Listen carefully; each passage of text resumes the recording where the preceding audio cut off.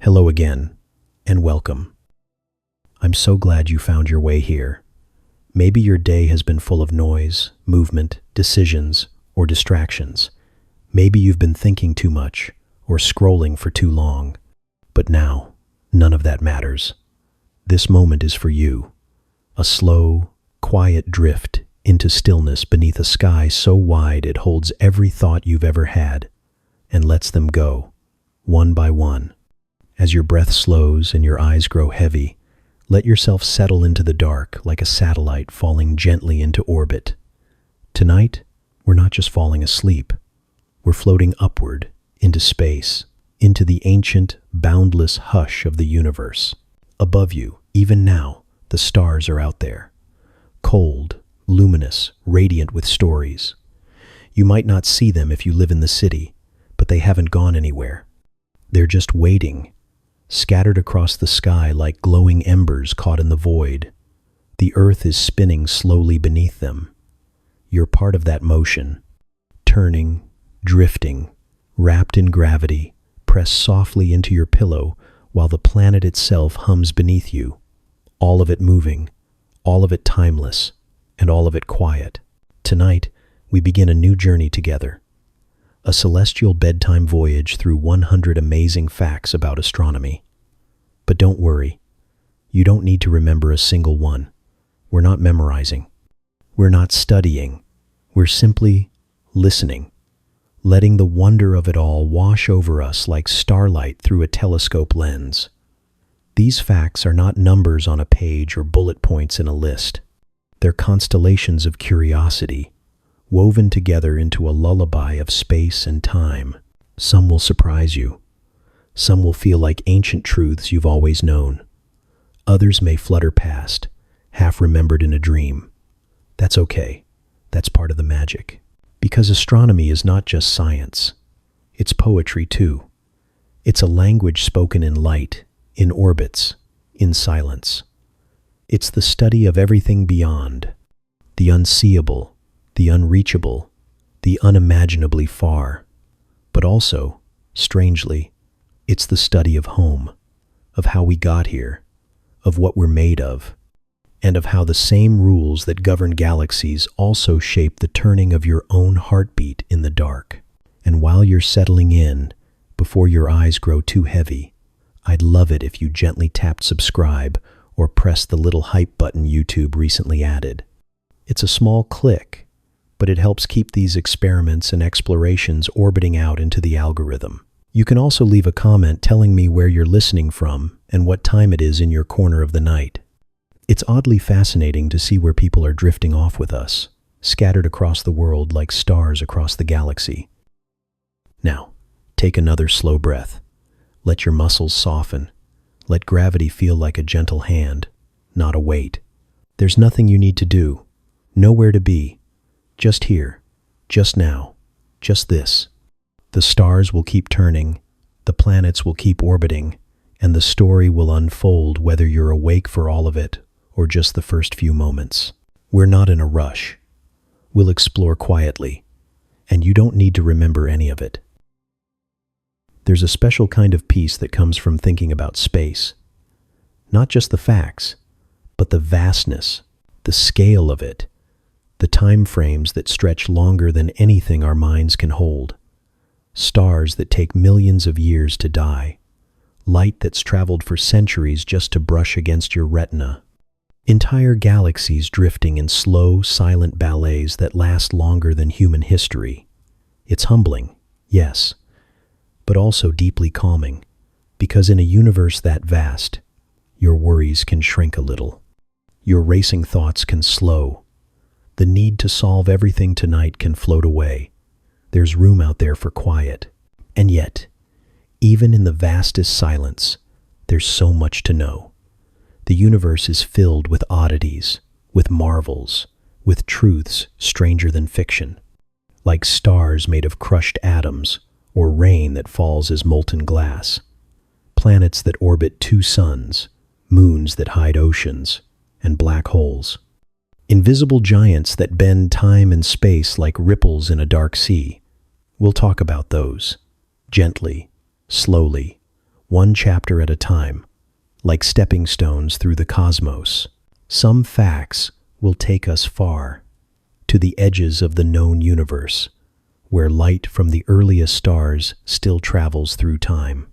Others will keep us close to home, showing us the secret dance of our own moon, or the soft, fiery breath of the Sunday. Some will ask big questions. How did it all begin? What is dark matter? Are we alone? Others will whisper small wonders, like why Saturn's rings might disappear, or how stars are born in clouds of cold dust. Each one is a flicker of light in the dark, a reminder that even the night is alive with quiet fire. And you, floating here at the edge of sleep, are part of that fire. You're made of it. The iron in your blood was forged in a star. The calcium in your bones once swirled in a nebula. You are not separate from the universe. You are an expression of it. A thought, made conscious. A moment of awareness, blinking softly in the dark. So here's how it will go. In the chapters ahead, we'll wander. Each one will be a quiet walk among stars. A string of connected truths, some scientific, some poetic, all real. Some nights you may drift off before we finish. That's perfect. Others, you may stay awake for the whole journey, eyes closed, thoughts adrift, just listening. That's perfect too. You don't have to understand everything. You don't have to remember what you heard. These facts aren't puzzles to solve. They're pieces of a bigger sky, like looking up at constellations. You don't need to name every star to feel their presence. Tonight, we begin with calm curiosity, with a little wonder, and with sleep tugging gently at the edges of your thoughts. The stars will be our compass, the dark, our companion, and the quiet, our ship. You are safe here. You are still. You are welcome. Let's begin. Somewhere, far above the pull of city lights and the hum of machines, the stars are still burning. They don't rush. They don't compete. They shine quietly, in their own time. Some barely pulsing like embers on the verge of sleep, others still roaring with the fury of youth. And in their light, written not in words but in the language of atoms, is the story of everything you are, of your hands, of your breath, of your bones. You are not simply in the universe, you are made of it. Every atom in your body, every carbon, calcium, iron, and oxygen was born in a star, not metaphorically, literally. There was a time, billions of years ago, when none of those elements existed. The universe began with hydrogen and helium, the lightest gases, drifting like fog through expanding space. But stars changed that.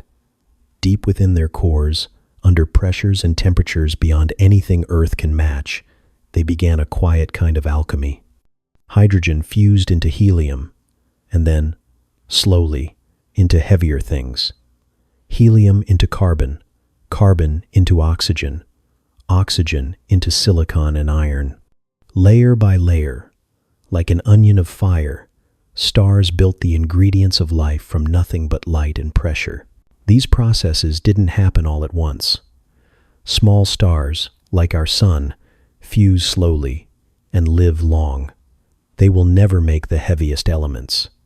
But the big ones, the giants that live fast and burn hot, become factories of creation. For millions of years, they balance the pull of gravity against the push of radiation, building heavier and heavier elements in their cores until, at last, they reach a limit: iron. Iron is the turning point. It cannot be fused into heavier elements without costing energy. And so, the balance breaks.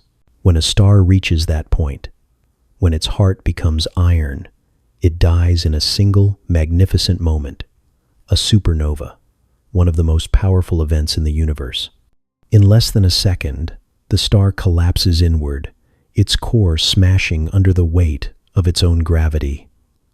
Then, just as suddenly, it rebounds in a colossal explosion, blasting its outer layers into space. That explosion is not just death. It is creation. In the heart of the blast, temperatures spike so high that elements heavier than iron are forged in an instant. Gold, platinum, uranium. Materials that would never form in a star's slow-burning core are suddenly born in chaos.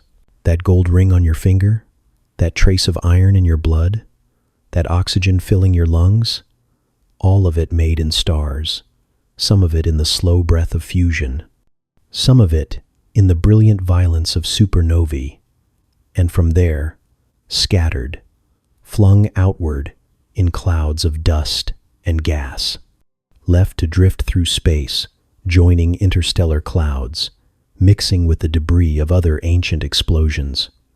The galaxy, over time, became richer in ingredients, more complex, more ready.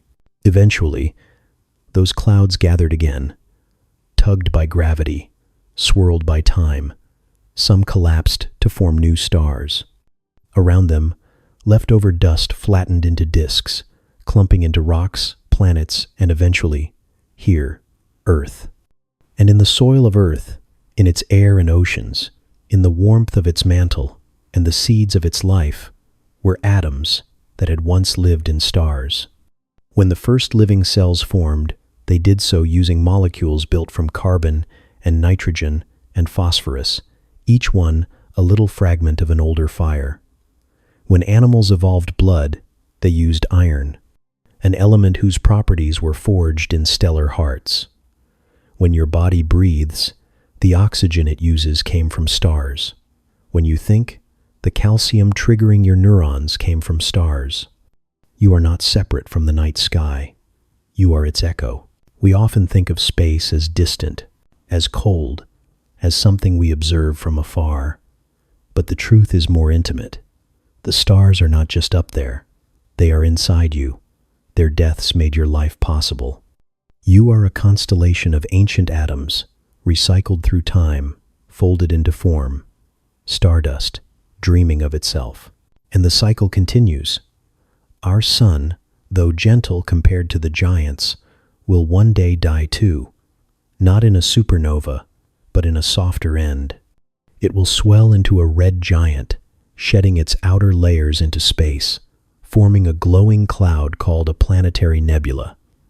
What remains will be a white dwarf, the core, still hot, slowly fading, and the material it leaves behind, that will drift on, enriching the galaxy, becoming part of new stars, new planets.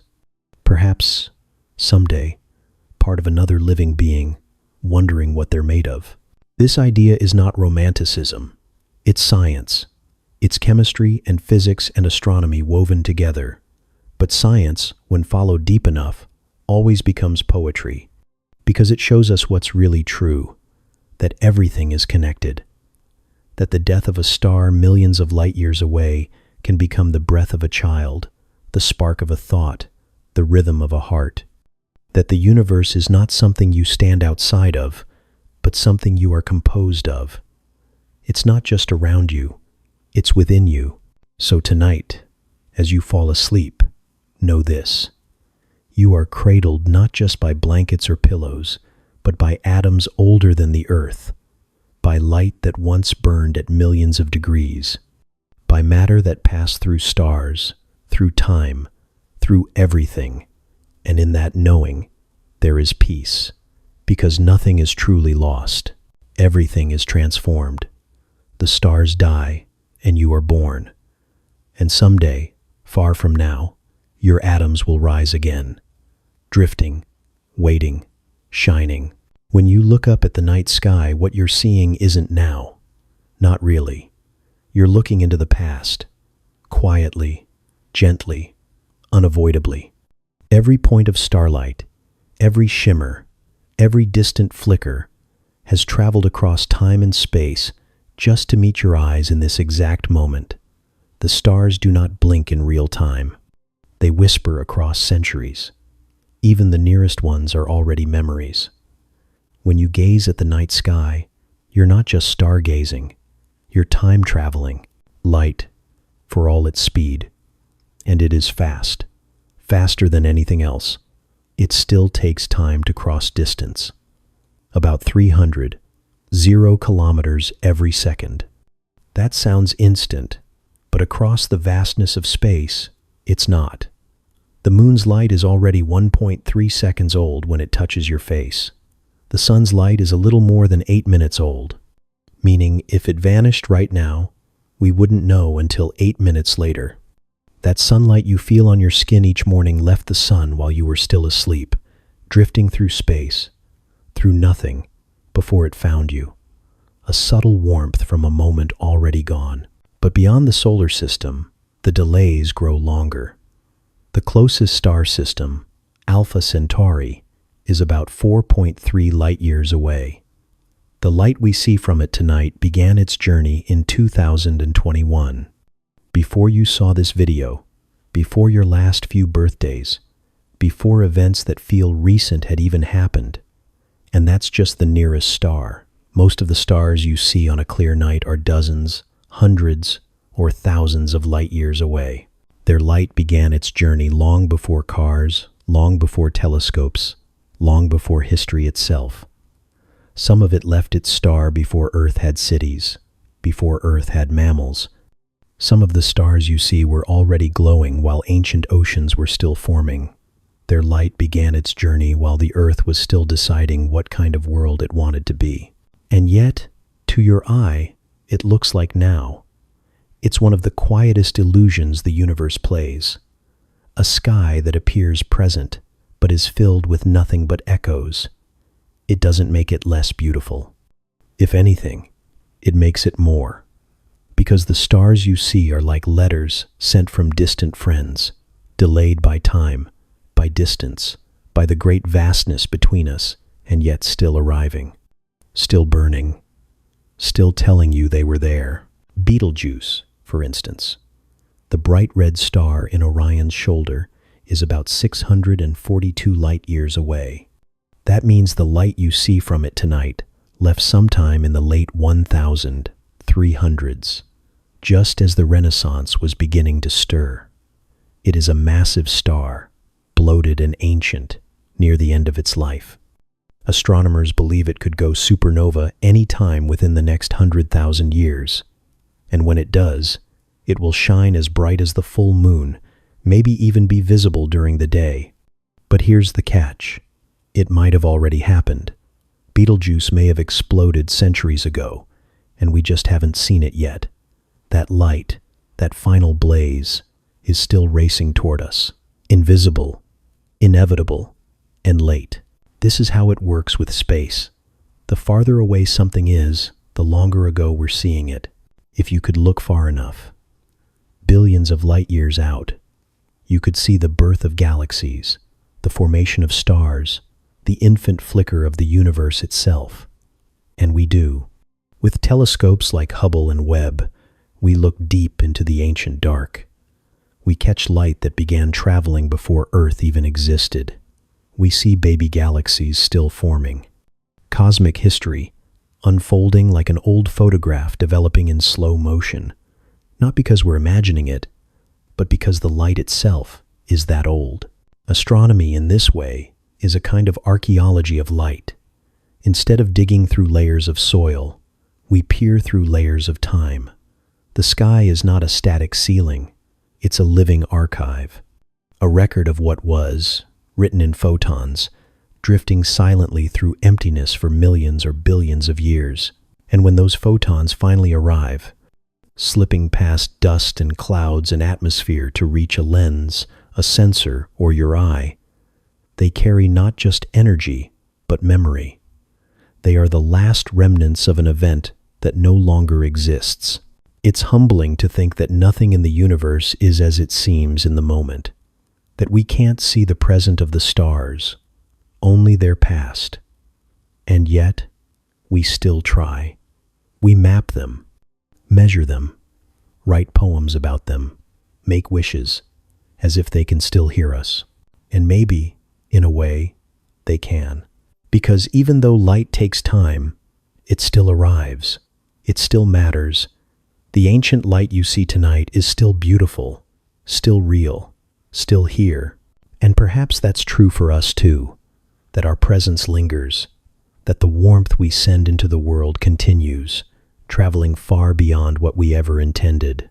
Maybe someone, somewhere, someday, will catch a glimpse of who we were, not in light, perhaps, but in action, in stories, in memory. So tonight, as you lie back and let the world fall away, know that you are surrounded by time and motion, that every star above you is telling an old story, sent with the quiet patience of the cosmos. You don't need to understand it. You don't need to remember the numbers or the distances. Just know that light is still traveling, the sky is still speaking, and you are listening to echoes older than history, glowing softly in the dark. Right now, as you rest, the Earth is moving, not just spinning slowly on its axis, giving you day and night, but also drifting in a vast ellipse around the sun at nearly 67.0 miles per hour. You don't feel it, because everything is moving with you. Your pillow, your walls, the trees outside, the clouds above. But the motion is there, quiet and constant, sweeping you through the solar system like a ship through open water. And all around us, the other planets follow their own looping paths, each one a fellow traveler, each one strange and beautiful in its own way. Earth is the third planet from the Sun, nestled in what scientists call the habitable zone, a narrow band where temperatures allow for liquid water to exist. It sounds precise, almost clinical, but it's really just a poetic coincidence. Not too hot, not too cold, just right. Not only for water, but for forests, for clouds, for oceans, for language, for dreams. We live in a thin skin of atmosphere on a rocky sphere orbiting a glowing star, surrounded by other worlds that could never feel quite like home. But they are our neighbors, and they help define our place in this cosmic family. Closest to the Sun is Mercury, a scarred, sun-blasted world that looks more like the Moon than anything else. It has no atmosphere to speak of, no real weather, just temperature extremes that swing from blistering heat to bone-chilling cold. Venus comes next, roughly the same size as Earth, sometimes called our twin. But if it is our twin, it is the haunted one. Venus spins backward, unlike almost every other planet, and it does so slowly. A day on Venus lasts longer than its year. Its atmosphere is a thick, suffocating shroud of carbon dioxide, trapping heat and pressing down with the weight of 90 Earth atmospheres. Clouds of sulfuric acid drift above a surface hot enough to melt lead. From orbit, it glows softly, wrapped in golden clouds, but below, it is silent and infernal. A vision of what Earth might have become if the balance had tipped just a little differently. Then there's us. Earth, blue and alive, oceans breathe, trees exhale.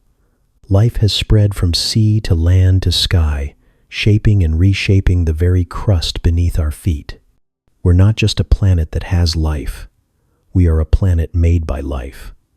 Our atmosphere exists because of ancient bacteria. Our soil was built by fungi.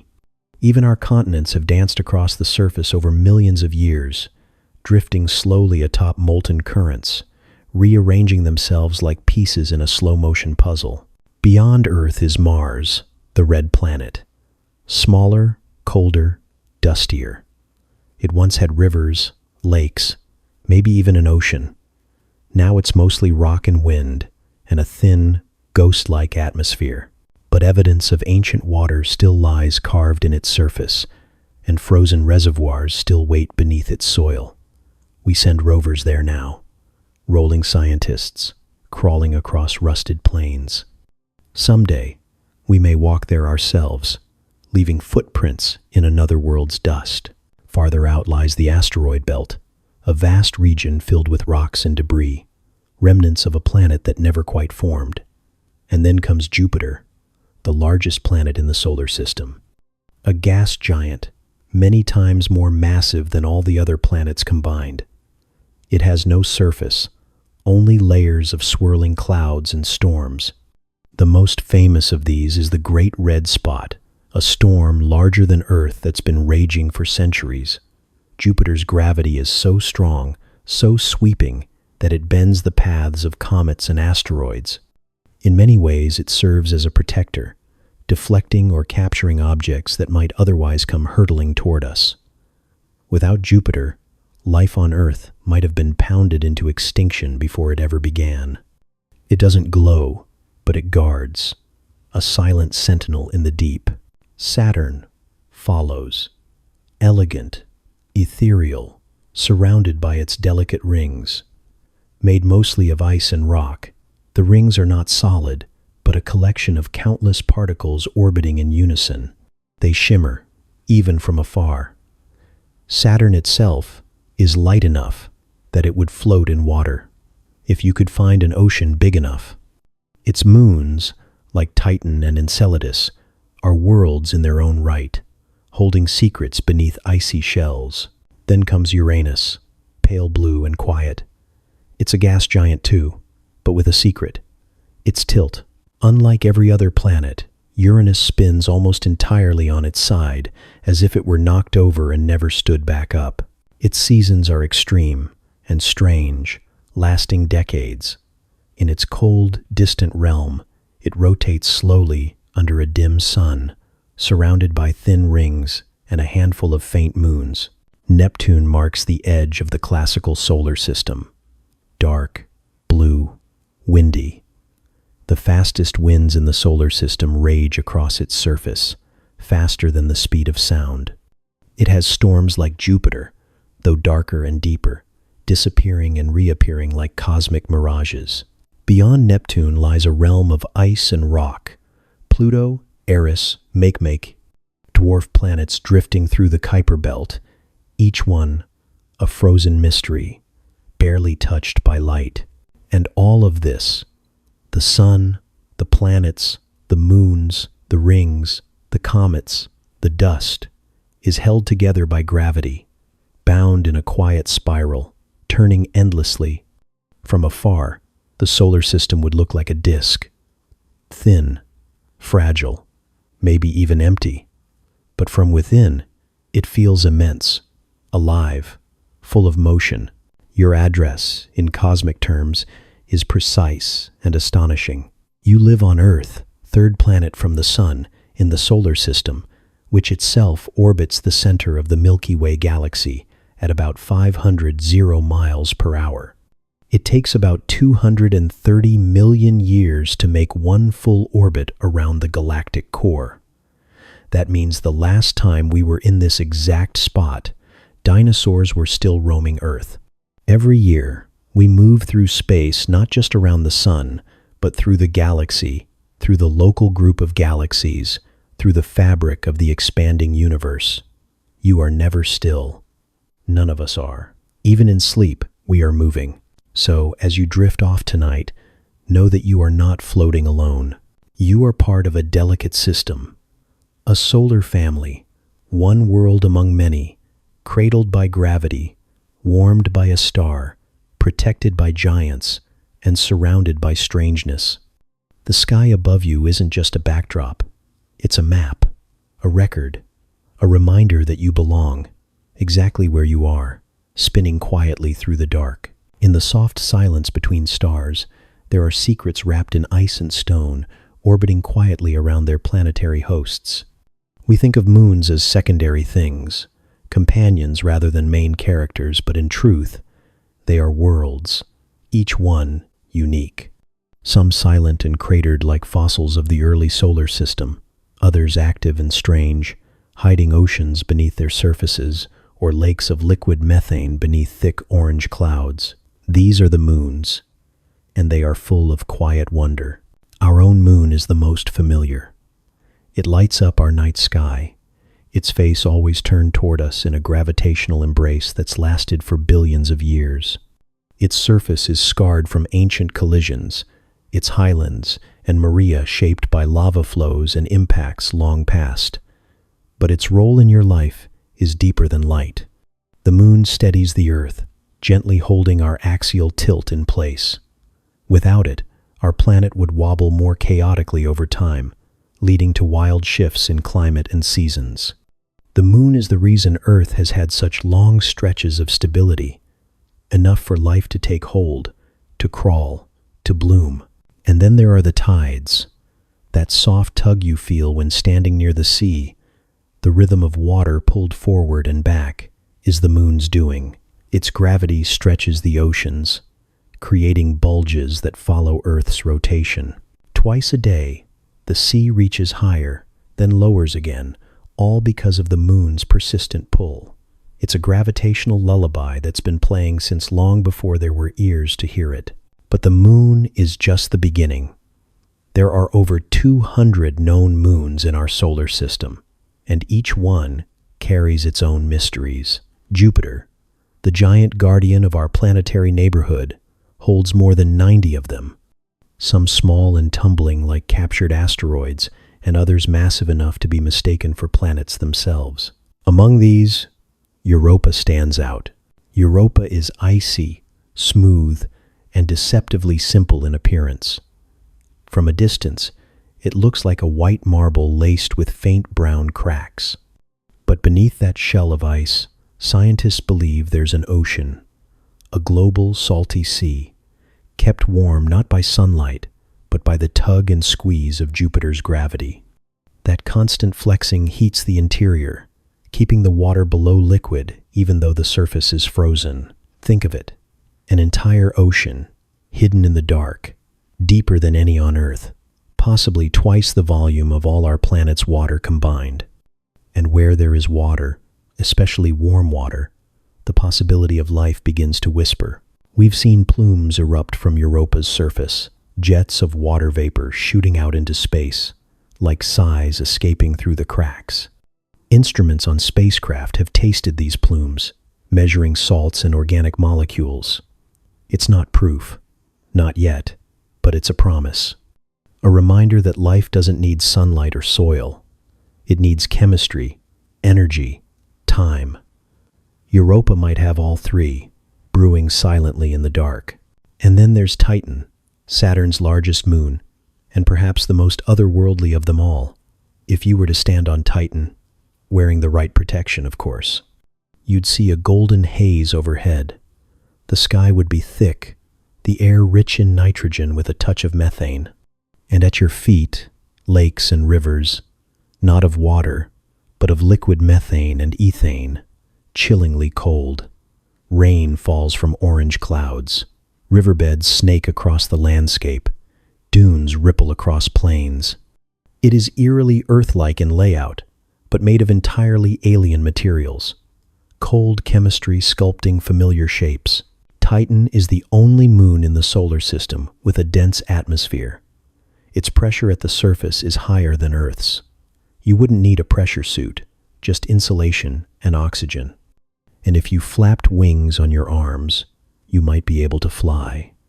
The gravity is low, the air thick, the sky is heavy with mystery. And beneath the icy crust, again, there may be an ocean. Liquid water, buried deep below the methane seas, 2 layers of liquid, stacked like secrets. Other moons hold surprises too. Enceladus, another of Saturn's moons, is small but not silent. Geysers burst from its south pole, spraying water vapor, ice, and organic molecules into space. The source is another hidden ocean, warmed by tidal forces.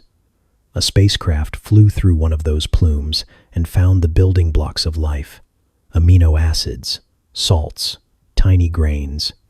A possible ocean, venting into the void, inviting us to wonder.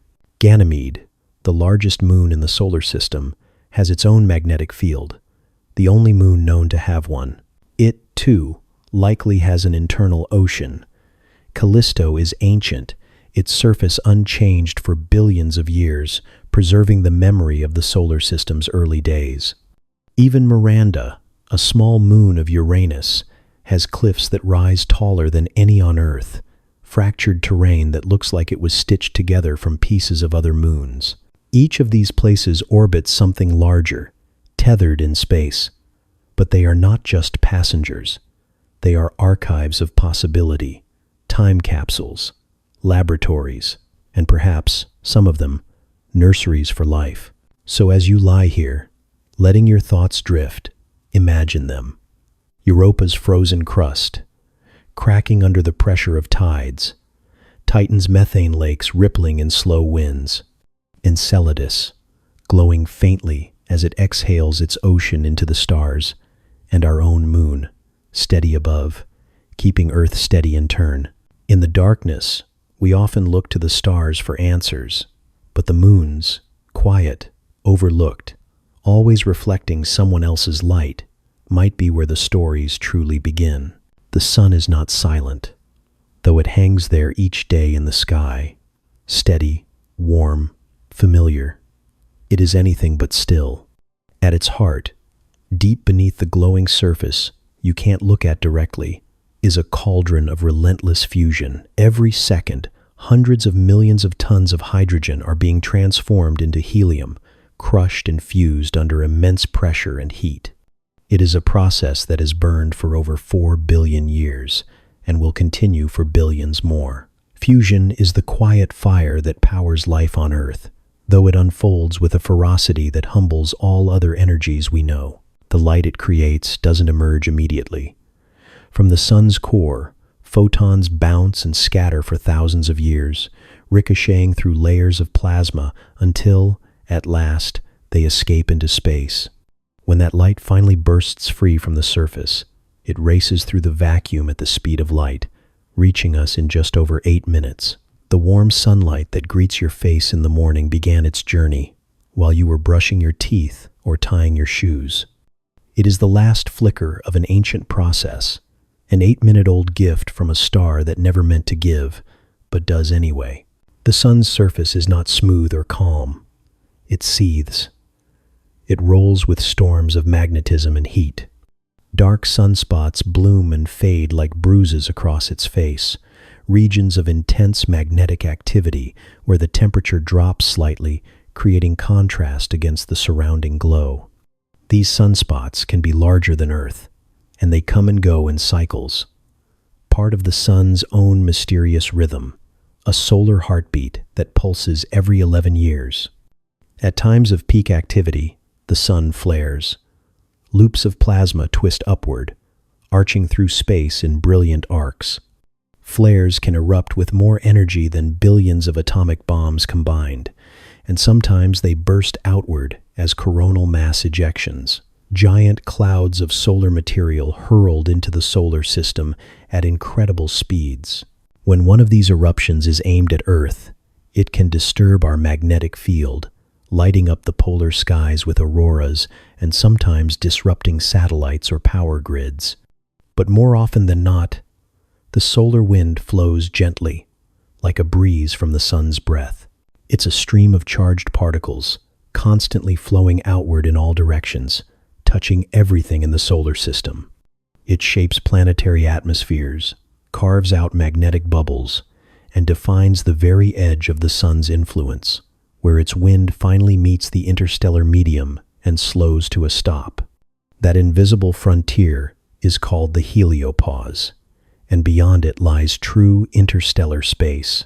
We live inside the sun's atmosphere. It doesn't stop at the surface.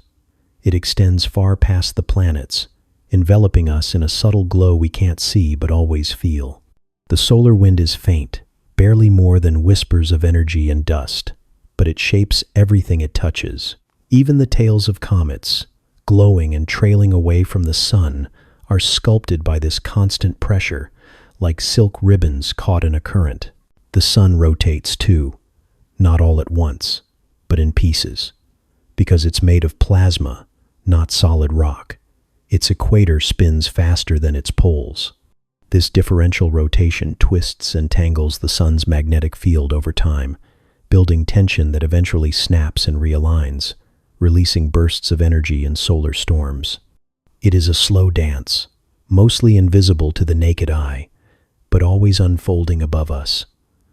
A reminder that even constancy is an illusion. And yet, for all its complexity, the sun remains your most loyal companion. You've never known a day without it. Its warmth powers every breeze, every leaf, every heartbeat. Plants drink its light. Oceans absorb it. Air currents form beneath its heat.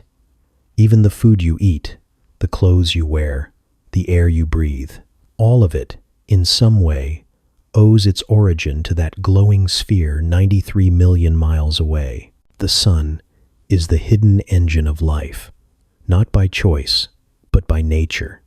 And it is ordinary. That's perhaps the most astonishing fact. Among the stars, the sun is not the largest, not the brightest, not the oldest or youngest. It is a G-type main sequence star, mid-sized, middle-aged, modest in nearly every way. There are billions like it in the Milky Way alone. And yet for you, it is the center of everything. Without it, there is no warmth, no color, no morning. Its ordinariness is its power, a quiet, consistent miracle. The sun will not burn forever. One day, far in the future, long after we are gone, and perhaps after Earth itself has changed beyond recognition, it will exhaust its fuel. It will swell into a red giant, engulfing Mercury and Venus, maybe even Earth, though by then our oceans will have boiled away, and our sky will have long since turned to fire. After that final bloom, it will collapse into a white dwarf, a hot core surrounded by a cloud of gas, a planetary nebula drifting slowly into the galaxy. But that is a story for another night. For now, the sun still burns, quietly, faithfully. With each turn of the Earth, it rises and sets, not because it moves, but because we do. It stays at the center, spinning slowly, sending light, sending wind, shaping space itself. As you rest tonight, with your eyes closed and your breath slowing, remember that you are still bathed in its presence. Even on the night side of Earth, you are held in its orbit, warmed by its memory. The same light that nourished ancient forests, that glinted off the eyes of your ancestors, that will one day fall on new worlds. It still touches you too. You are part of the sun's story, a soft fragment of stardust, orbiting quietly beneath the glow of a quiet star. Of course. Here's the next chapter, written exactly in the same style and structure. The sun is not silent, though it hangs there each day in the sky, steady, warm, familiar. It is anything but still. At its heart, deep beneath the glowing surface you can't look at directly, is a cauldron of relentless fusion. Every second, hundreds of millions of tons of hydrogen are being transformed into helium, crushed and fused under immense pressure and heat. It is a process that has burned for over 4 billion years and will continue for billions more. Fusion is the quiet fire that powers life on Earth, though it unfolds with a ferocity that humbles all other energies we know. The light it creates doesn't emerge immediately. From the sun's core, photons bounce and scatter for thousands of years, ricocheting through layers of plasma until, at last, they escape into space. When that light finally bursts free from the surface, it races through the vacuum at the speed of light, reaching us in just over 8 minutes. The warm sunlight that greets your face in the morning began its journey while you were brushing your teeth or tying your shoes. It is the last flicker of an ancient process, an 8-minute-old gift from a star that never meant to give, but does anyway. The sun's surface is not smooth or calm. It seethes. It rolls with storms of magnetism and heat. Dark sunspots bloom and fade like bruises across its face. Regions of intense magnetic activity where the temperature drops slightly, creating contrast against the surrounding glow. These sunspots can be larger than Earth, and they come and go in cycles, a part of the sun's own mysterious rhythm. A solar heartbeat that pulses every 11 years. At times of peak activity, the sun flares. Loops of plasma twist upward, arching through space in brilliant arcs. Flares can erupt with more energy than billions of atomic bombs combined, and sometimes they burst outward as coronal mass ejections, giant clouds of solar material hurled into the solar system at incredible speeds. When one of these eruptions is aimed at Earth, it can disturb our magnetic field, lighting up the polar skies with auroras and sometimes disrupting satellites or power grids. But more often than not, the solar wind flows gently, like a breeze from the sun's breath. It's a stream of charged particles, constantly flowing outward in all directions, touching everything in the solar system. It shapes planetary atmospheres, carves out magnetic bubbles, and defines the very edge of the sun's influence, where its wind finally meets the interstellar medium and slows to a stop. That invisible frontier is called the heliopause, and beyond it lies true interstellar space. We live inside the sun's atmosphere. It doesn't stop at the surface. It extends far past the planets, enveloping us in a subtle glow we can't see but always feel. The solar wind is faint, barely more than whispers of energy and dust, but it shapes everything it touches. Even the tails of comets, glowing and trailing away from the sun, are sculpted by this constant pressure, like silk ribbons caught in a current. The sun rotates too, not all at once, but in pieces. Because it's made of plasma, not solid rock, its equator spins faster than its poles. This differential rotation twists and tangles the sun's magnetic field over time, building tension that eventually snaps and realigns, releasing bursts of energy in solar storms. It is a slow dance, mostly invisible to the naked eye, but always unfolding above us. A reminder that even constancy is an illusion. And yet, for all its complexity, the sun remains your most loyal companion. You've never known a day without it. Its warmth powers every breeze, every leaf, every heartbeat. Plants drink its light. Oceans absorb it. Air currents form beneath its heat. Even the food you eat, the clothes you wear, the air you breathe. All of it, in some way, owes its origin to that glowing sphere 93 million miles away. The sun is the hidden engine of life, not by choice, but by nature. And it is ordinary. That's perhaps the most astonishing fact. Among the stars, the sun is not the largest, not the brightest, not the oldest or youngest. It is a G-type main sequence star, mid-sized, middle-aged, modest in nearly every way. There are billions like it in the Milky Way alone. And yet, for you, it is the center of everything. Without it, there is no warmth, no color, no morning. Its ordinariness is its power, a quiet, consistent miracle. The sun will not burn forever.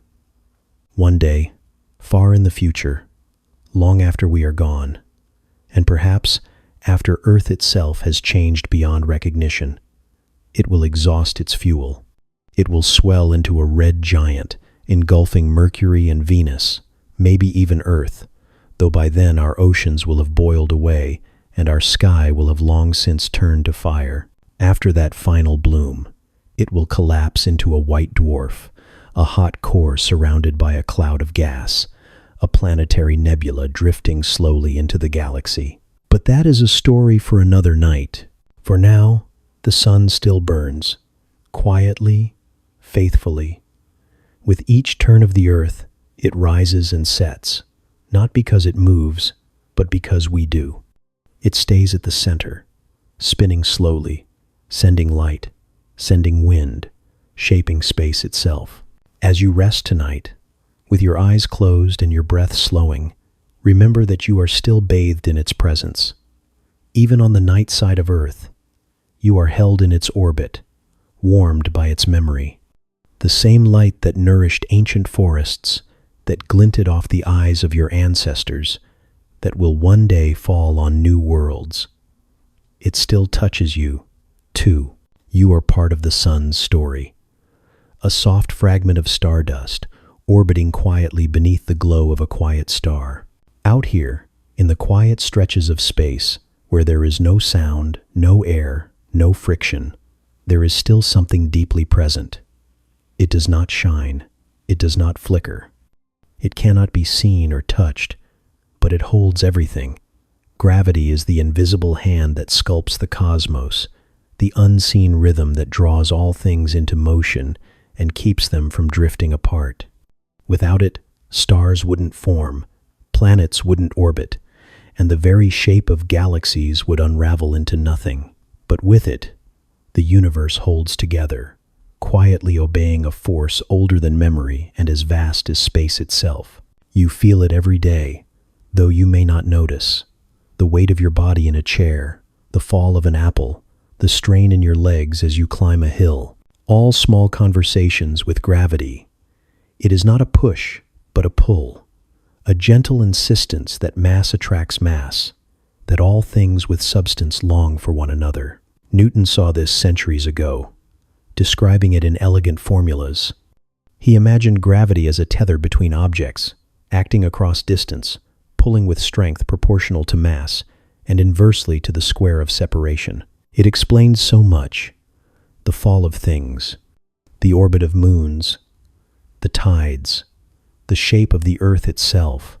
But it wasn't the whole story. Einstein arrived centuries later and saw something stranger, more poetic. In his theory of general relativity, gravity isn't a force but a warping of space and time. Massive objects bend the fabric of reality, and what we feel as gravity is simply the path we follow through that curved space. Planets don't orbit because they're being pulled. They orbit because they're falling along the curves of space-time, like marbles swirling around the inside of a bowl.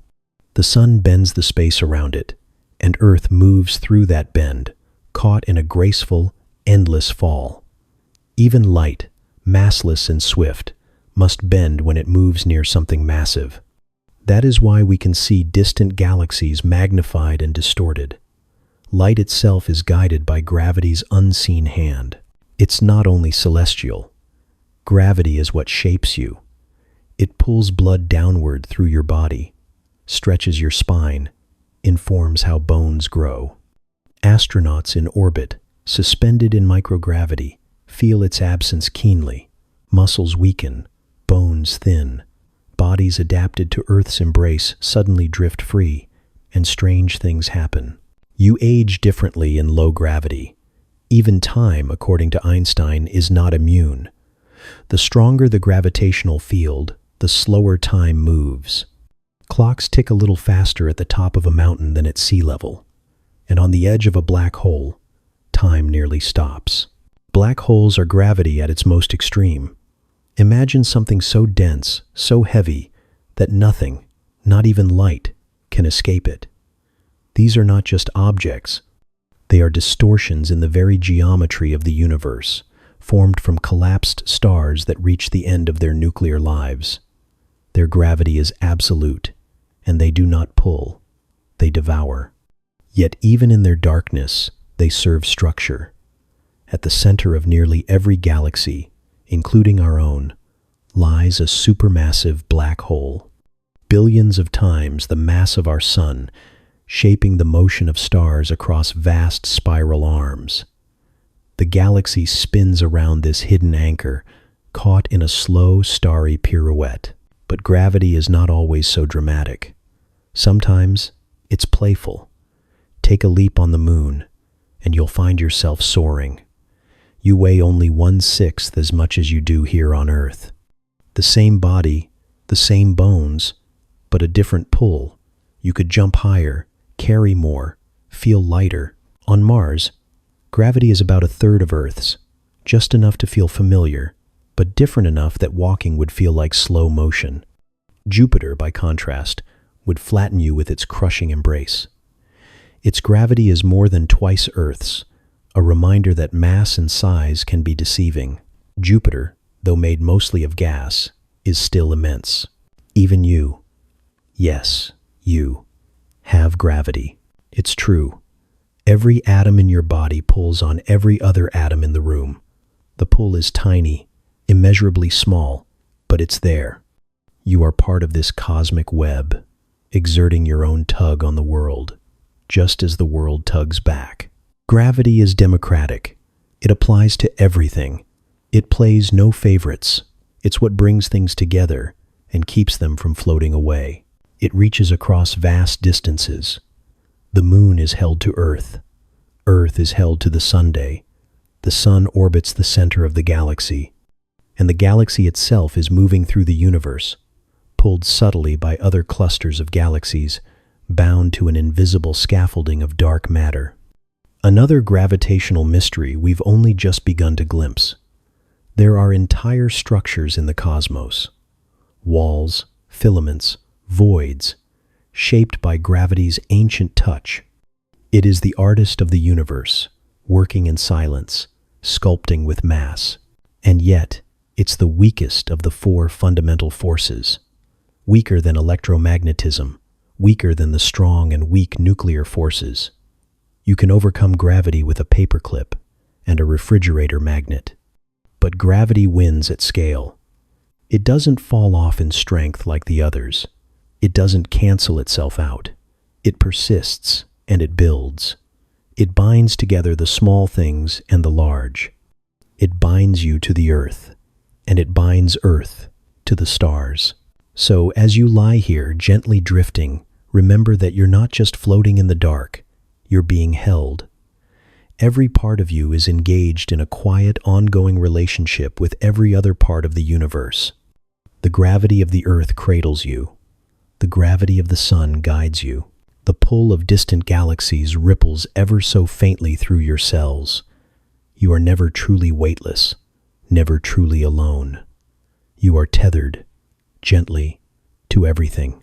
The planets drift through the solar system like ancient travelers, each carrying its own story, its own weather, its own wounds and wonders.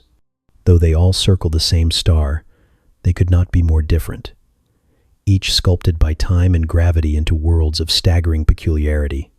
From a distance, they may seem like marbles in a child's pocket, smooth and silent, but up close, they are chaotic and strange, alive with storms and scars, volcanoes and voids. They are places where nature experiments, where physics plays out in spectacular and unexpected ways. Take Jupiter, the great giant of the solar system, a world so massive that it could fit all the other planets inside of it, with room to spare. It isn't made of rock, but gas, mostly hydrogen and helium, like a star that never quite ignited. Its atmosphere is a gallery of swirling clouds, layered in colors of cream, rust, ochre, and rose. And among these bands spins one of the most enduring storms known to science, the Great Red Spot.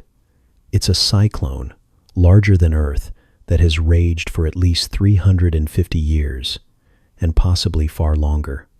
The winds in this storm reach hundreds of miles per hour, churning through Jupiter's sky in a colossal spiral. No one knows why it formed or why it persists. But there it is, a red eye staring out from the southern hemisphere, ancient and tireless. Beneath those thick clouds, there is no solid surface, just a gradual thickening of gas, turning to liquid under pressure, and then perhaps a dense core of uncertain material at the very center. You couldn't land there, not really. You would sink, slowly crushed by the weight of atmosphere, your body pressed by invisible hands until molecules gave way. But that's the nature of Jupiter. It doesn't invite visits. It invites awe.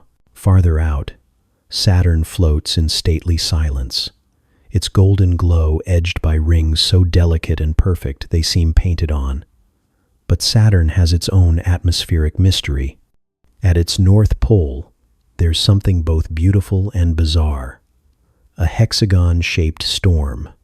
This six-sided jet stream stretches thousands of miles across and remains remarkably stable, spinning in geometric defiance of nature's usual chaos. Within its bounds, clouds twist and rotate, forming a pattern that resembles something more engineered than natural. It's not entirely understood why it's a hexagon, why it remains so sharp-edged, but it speaks to the way fluid dynamics and planetary rotation can give rise to symmetry where we expect randomness. Even stranger, the center of this hexagon pulses with a hurricane-like vortex. The eye is calm, surrounded by clouds that spiral like a galaxy, giving Saturn's pole the appearance of a cosmic drain. It is both hypnotic and unsettling, a place where weather has taken on a shape, a place that reminds us that planets can behave like no place we've ever seen on Earth. And then there is Mars, dry, rust-colored, cold, a planet that once had water, maybe even rivers and lakes, and perhaps the chemistry of life. But now it is quiet and still, a desert under a thin sky. Yet, on this quiet world stands the largest volcano in the solar system, Olympus Mons. It's not just big, it's impossibly big. Nearly 3 times the height of Mount Everest, with a base so wide it could cover the entire state of New Mexico. Its slopes are so gradual, you might not even realize you were climbing it if you were walking on foot, a slow, gentle rise toward the sky, until you are so high that the curvature of the planet begins to fall away beneath you. Olympus Mons is so massive, its weight has depressed the crust beneath it. It was built slowly, over millions of years, by eruptions that were likely gentle, not explosive. Lava simply oozing, flowing, pooling in layers upon layers. There are no tectonic plates on Mars to carry volcanoes away from their heat source, as Earth does with Hawaii. So Olympus Mons grew and grew, unchallenged, until it became a monument to patience and persistence. It is not a violent mountain, it is a quiet one, and that might be the strangest part of all. Every planet has its wonder. Mercury, closest to the Sun, has a day that lasts longer than its year. Venus spins backwards, cloaked in clouds so thick and hot they could melt lead. Uranus rolls through space like a barrel, its axis tilted almost completely sideways, as though some ancient collision knocked it askew. Neptune, the blue jewel at the edge of our solar system, harbors winds faster than any hurricane on Earth, gusting at supersonic speeds through an atmosphere laced with icy methane. Even Pluto, small and distant, shows us strange marvels, its heart-shaped glacier of nitrogen ice, its mountain ranges of frozen water, its surface constantly shifting, refreezing, reshaping, an active world in a place we once thought lifeless. Each of these places is real. They are not just names on a chart or dots in a telescope. They are entire worlds with histories, with weather, with features so extreme they border on myth. And yet, they exist. Right now, as you breathe in, Jupiter's storm continues to spin. As you breathe out, Saturn's hexagon still holds its shape. Olympus Mons still rises through the thin Martian sky, unmoved by the passing of millennia. The solar system is not just a place of orbits and numbers. It is a theater of the unimaginable, unfolding in silence. So tonight, as you rest beneath your own sky, wrapped in the soft pull of gravity, know that these distant wonders are still out there, doing what they have always done. Spinning, storming, standing tall. You are surrounded by marvels, even if you can't see them. And in the quiet of this moment, your breath slowing, your thoughts floating, you are part of the same grand system, a planet of your own, among planets with secrets, far beyond the reach of our sun's warmth, past the curve of the Kuiper Belt and the whisper of Pluto's orbit, lie countless other stars, and around many of them, worlds orbit, quiet, unseen, unvisited. These are the exoplanets, the planets beyond our solar system, whose presence we know not because we've seen them directly, but because we've watched their stars wobble, or flicker, or dim just slightly, as something unseen passed in front of them. Like shadows of dancers behind a curtain, we observe the light and infer the movement. We've discovered thousands this way, and every year we find more. Some are enormous, gas giants even larger than Jupiter, spinning tight orbits around suns that burn far hotter than ours. Others are small and rocky, roughly the size of Earth, and they circle stars that are dimmer, cooler, redder. Some orbit in strange patterns, whirling around 2 stars at once, caught in a gravitational dance that would paint double sunsets across alien skies. A few are tidally locked, with one face forever bathed in daylight while the other is cloaked in eternal night. These are not theoretical places. These are real planets, confirmed by instruments and mathematics, wrapped in atmospheres or ice or clouds or nothing at all, turning slowly through the dark. There are exoplanets in what we call the habitable zone, the just right distance from their star, where liquid water could exist. Not too hot, not too cold. Goldilocks planets, we sometimes call them, though we know how fragile and specific life's conditions can be. Some of these habitable worlds orbit red dwarf stars, which are far more common than stars like our Sunday. These stars are smaller and cooler, and their planets must orbit very close to receive enough warmth. That proximity comes at a cost. Many of these planets are exposed to stellar flares, sudden blasts of radiation that could strip away atmospheres and sterilize surfaces. Still, some seem to have held on to their air, their water, their potential. There's a kind of hopeful silence in thinking about these places, a feeling that somewhere, on a rocky planet orbiting a distant sun, there might be oceans glinting under alien skies, perhaps clouds drifting lazily over continents, perhaps nothing at all but wind and dust. We don't know, but the possibility is there, floating in the space between data points. Some of these planets are just a few dozen light years away, close in cosmic terms. A radio message sent today would reach them in a human lifetime. The universe, it turns out, is not empty.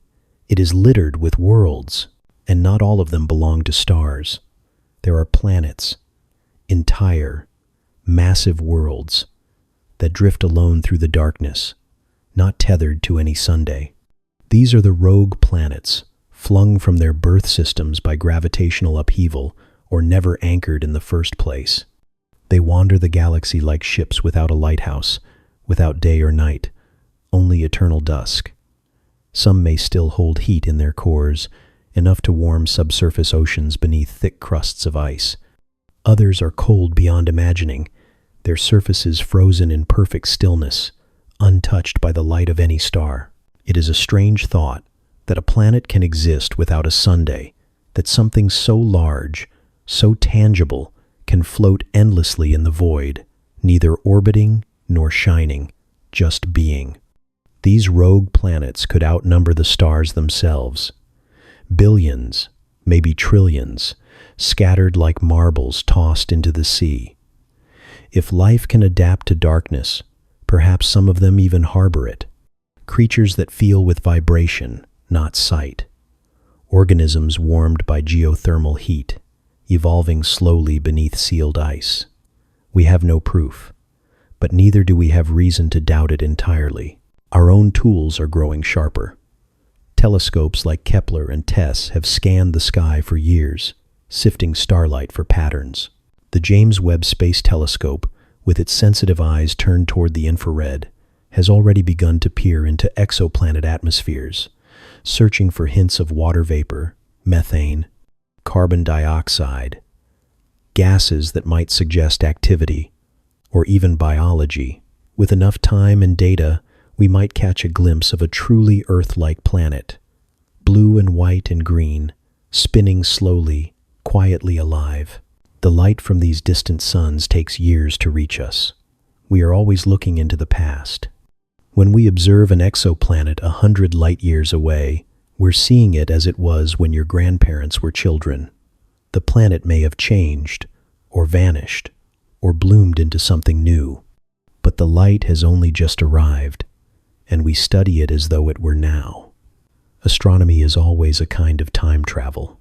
In some distant future, humans may go. We may develop ships capable of bridging interstellar space. Not fast, but steady. Generational vessels, perhaps, where descendants will arrive at planets their ancestors only dreamed of, or robotic scouts, carrying our questions farther than we ourselves can go. When that happens, exoplanets will cease to be symbols and become places, coordinates, landmarks, homes. But for now, they remain a quiet possibility.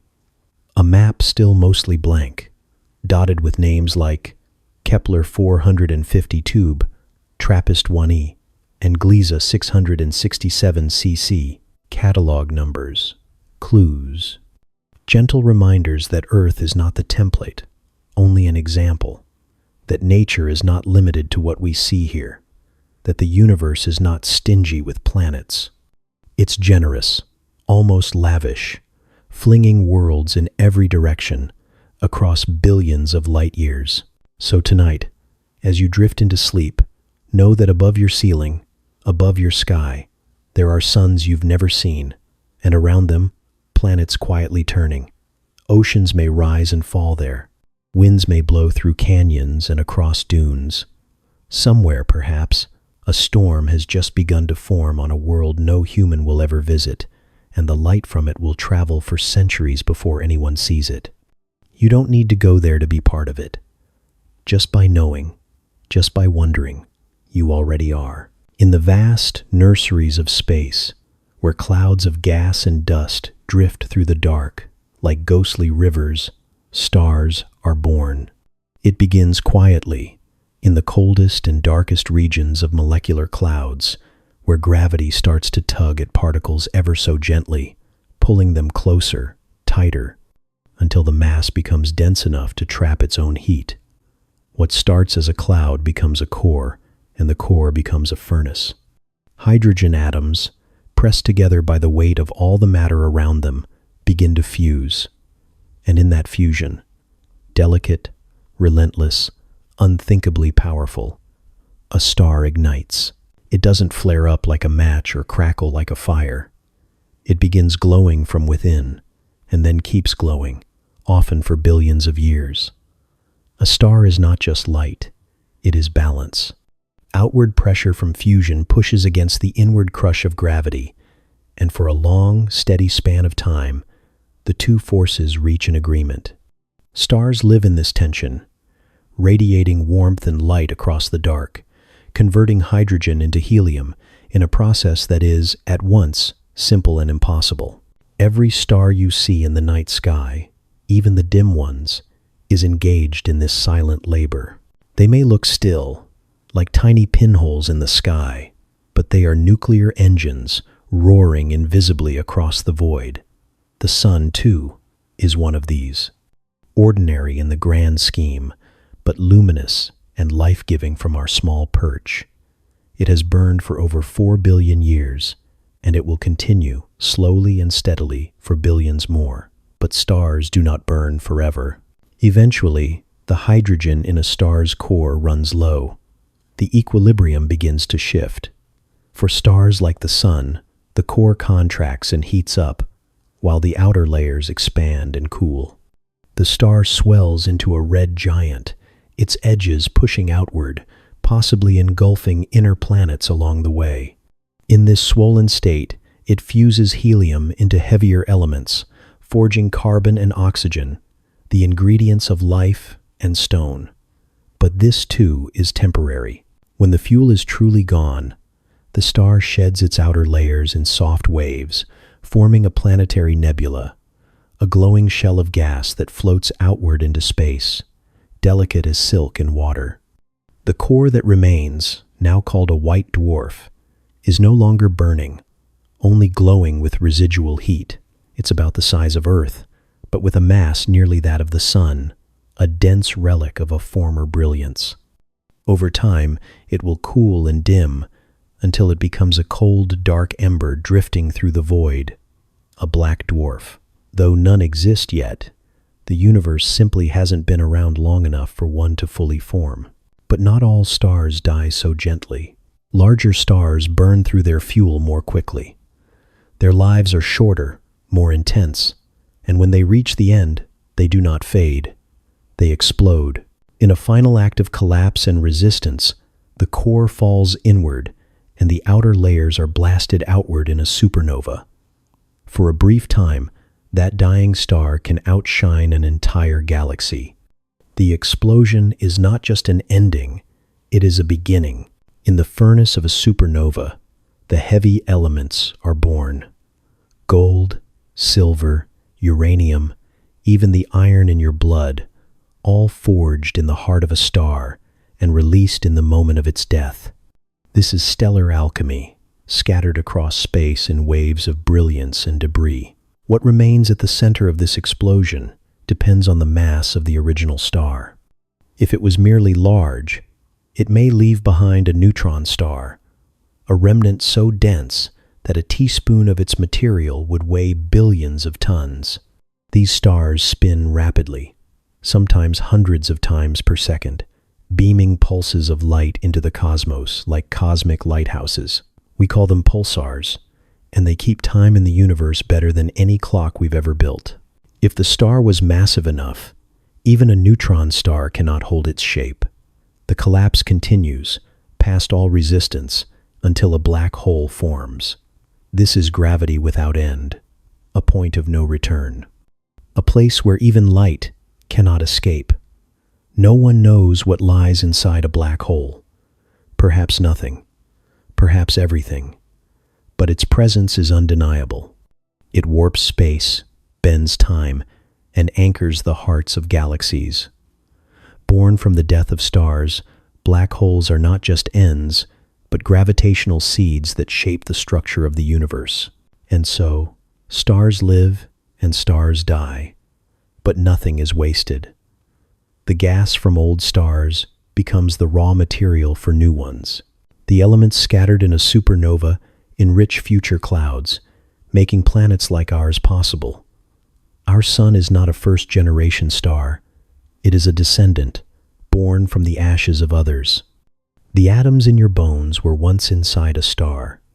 The calcium in your teeth, the carbon in your cells, the oxygen you breathe. They were all forged in stellar cores, flung into space, gathered again by gravity, and given form on a small blue planet circling an ordinary star. We are, in a very literal sense, made of stardust.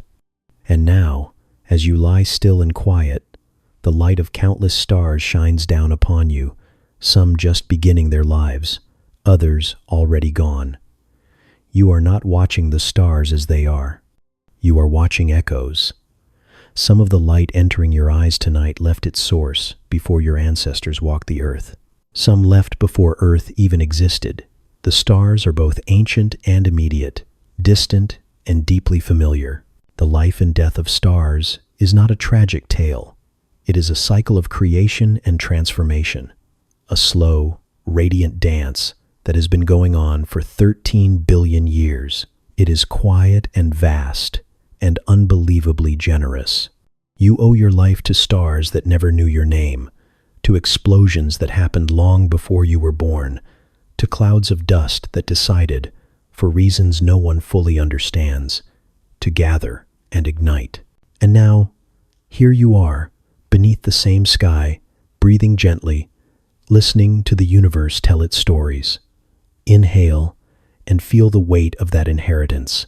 Exhale and let it go.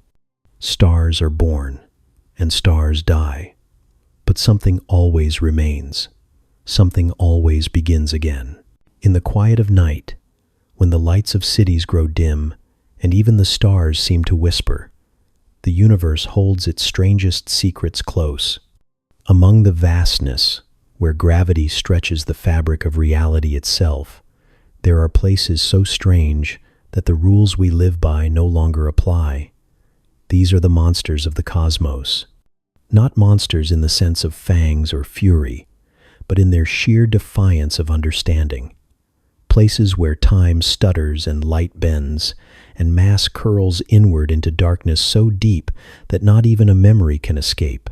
Black holes are not holes at all, but collapsed stars whose gravity has become absolute. Picture a giant star, one many times the size of our sun, living fast and burning bright. When it runs out of fuel, it collapses inward under its own weight, so completely that it leaves behind a singularity, a point of infinite density, surrounded by an invisible border called the event horizon. Nothing, not even light, can escape once it crosses that edge. The star is gone, but its gravity remains, like the ghost of a thing too heavy to die cleanly. If you were to fall into a black hole, and let's imagine this gently, as only a thought, not a fate, you wouldn't simply vanish. At first, you'd drift through the silence, drawn ever closer, and the stars behind you would begin to stretch. Not physically, but in time. Clocks outside would tick faster and faster from your point of view, while your own time would begin to slow. To an outside observer, you'd never quite fall in. You'd freeze at the edge, suspended forever. But from your perspective, you'd continue downward, the stars dimming behind you, stretched thin into streaks of colorless light. And then comes the spaghettification. Gravity near a black hole is not uniform. It pulls more strongly on the parts of you that are closer to the center. If you fell in feet first, your toes would be tugged with greater force than your head. This difference in gravitational pull would stretch you out, first gently, then horribly, until your body resembled a strand of pasta. Not metaphorically, quite literally. It's a name that sounds almost whimsical, but what it describes is one of the most violent physical processes in the known universe. You become a thread of atoms, elongated by tidal forces that exceed comprehension. And still, the black hole keeps you. Time near a black hole doesn't behave the way it does here. The closer you get, the slower time moves for you, relative to someone far away. This is not science fiction. It's not a metaphor. It is a confirmed effect of general relativity. We've measured it. Satellites in orbit above Earth have slightly faster clocks than those on the surface because they're farther from our planet's gravity. Near a black hole, the difference becomes extreme. Minutes for you could mean millennia for someone watching from a safer distance. You could descend toward the edge and return to find the world unrecognizable. Cities rebuilt, languages changed, oceans moved, but most black holes are not places we'll ever reach. They drift through the galaxy like silent predators, detectable only by their effects on the things around them. Some of the brightest objects in the sky are actually caused by black holes. Quasars, for example, are the blazing centers of distant galaxies, where matter spirals into supermassive black holes, heating to millions of degrees as it falls. The paradox is almost poetic, that something so dark can be surrounded by such brilliance. And at the center of our own Milky Way galaxy, quietly lurking behind veils of dust and starlight, is a black hole of extraordinary size. We call it Sagittarius A, and though it lies 26 light-years away, we can see the stars orbiting it. They move at astonishing speeds, flung around an invisible center by gravity so strong that nothing else could explain it. Sagittarius A contains the mass of over 4 million suns, packed into a space smaller than the orbit of Mercury. And yet, to the naked eye, it is nothing. No glow, no flicker. Just a silence so complete that it bends the fabric of space. We've even seen its shadow. In 2022, using a planet-spanning telescope network, scientists captured an image of the region around Sagittarius A, not the black hole itself, but the glowing matter swirling at the edge of its event horizon, a ring of fire circling a darkness that cannot be touched. It confirmed what Einstein predicted a century ago. Gravity warps space. Mass tells space how to curve, and curved space tells objects how to move. And black holes are the purest expressions of this law. They are gravity made perfect. There are stranger things still. Theoretical objects like white holes, opposites of black holes, which cannot be entered, only exited, or wormholes, shortcuts through space-time that might connect distant corners of the universe. These remain speculative, their math tantalizing but unproven. But black holes? Black holes are real. We have heard their whispers in gravitational waves, seen their influence in the dance of stars, and now even glimpsed their outline in the sky. They are terrifying, yes, but they are also elegant, born from the deaths of stars, sustained by the simplest force in nature, gravity. They remind us that the universe is not only vast, but strange, that the rules we know are only local customs, that beyond our comfortable orbit, reality is pliable. Time and space themselves can be bent, stretched, even broken. So tonight, as you lie beneath the hush of your ceiling, wrapped in blankets and drifting toward sleep, think of these quiet monsters, not as threats, but as reminders that the universe is filled with mystery, that the strangest truths are sometimes also the most beautiful, that even in the darkest places there is wonder, and that, in the end, even the monsters of space follow the same laws that keep the moon in our sky, the tides on our shores, and you gently anchored to your bed. Galaxies are not just smudges in the sky or poetic metaphors tucked into bedtime stories. They are cities of stars, grand collections of billions, sometimes trillions, of suns, bound together by gravity and drifting through the cosmos like glowing islands in an infinite sea. Our own galaxy, the Milky Way, is one such island. From our position on one of its quieter spiral arms, we can only guess at its true shape by mapping stars and feeling the gentle pull of its mass. But the picture we've painted is astonishing. A vast spiral disk, shimmering with stars, dust lanes curling like brushstrokes, and a halo of old stars surrounding it all. Each galaxy spins in its own rhythm, slow and colossal, like the slow turn of a vast clock with no face. Spiral galaxies, with their graceful arms and central bulges, resemble pinwheels caught in the act of spinning. Elliptical galaxies are more like glowing eggs, rounded, smoother, sometimes featureless, yet just as full of stars. And irregular galaxies, as their name suggests, are the odd ones out. Scattered and asymmetrical, often shaped by past collisions or gravitational dances with their neighbors. In the observable universe, there are more than 2 trillion galaxies, each with its own history, its own shape, its own story. The light from many of them has traveled for billions of years to reach us, meaning we see them not as they are, but as they were. Looking out across deep space is not unlike looking back in time.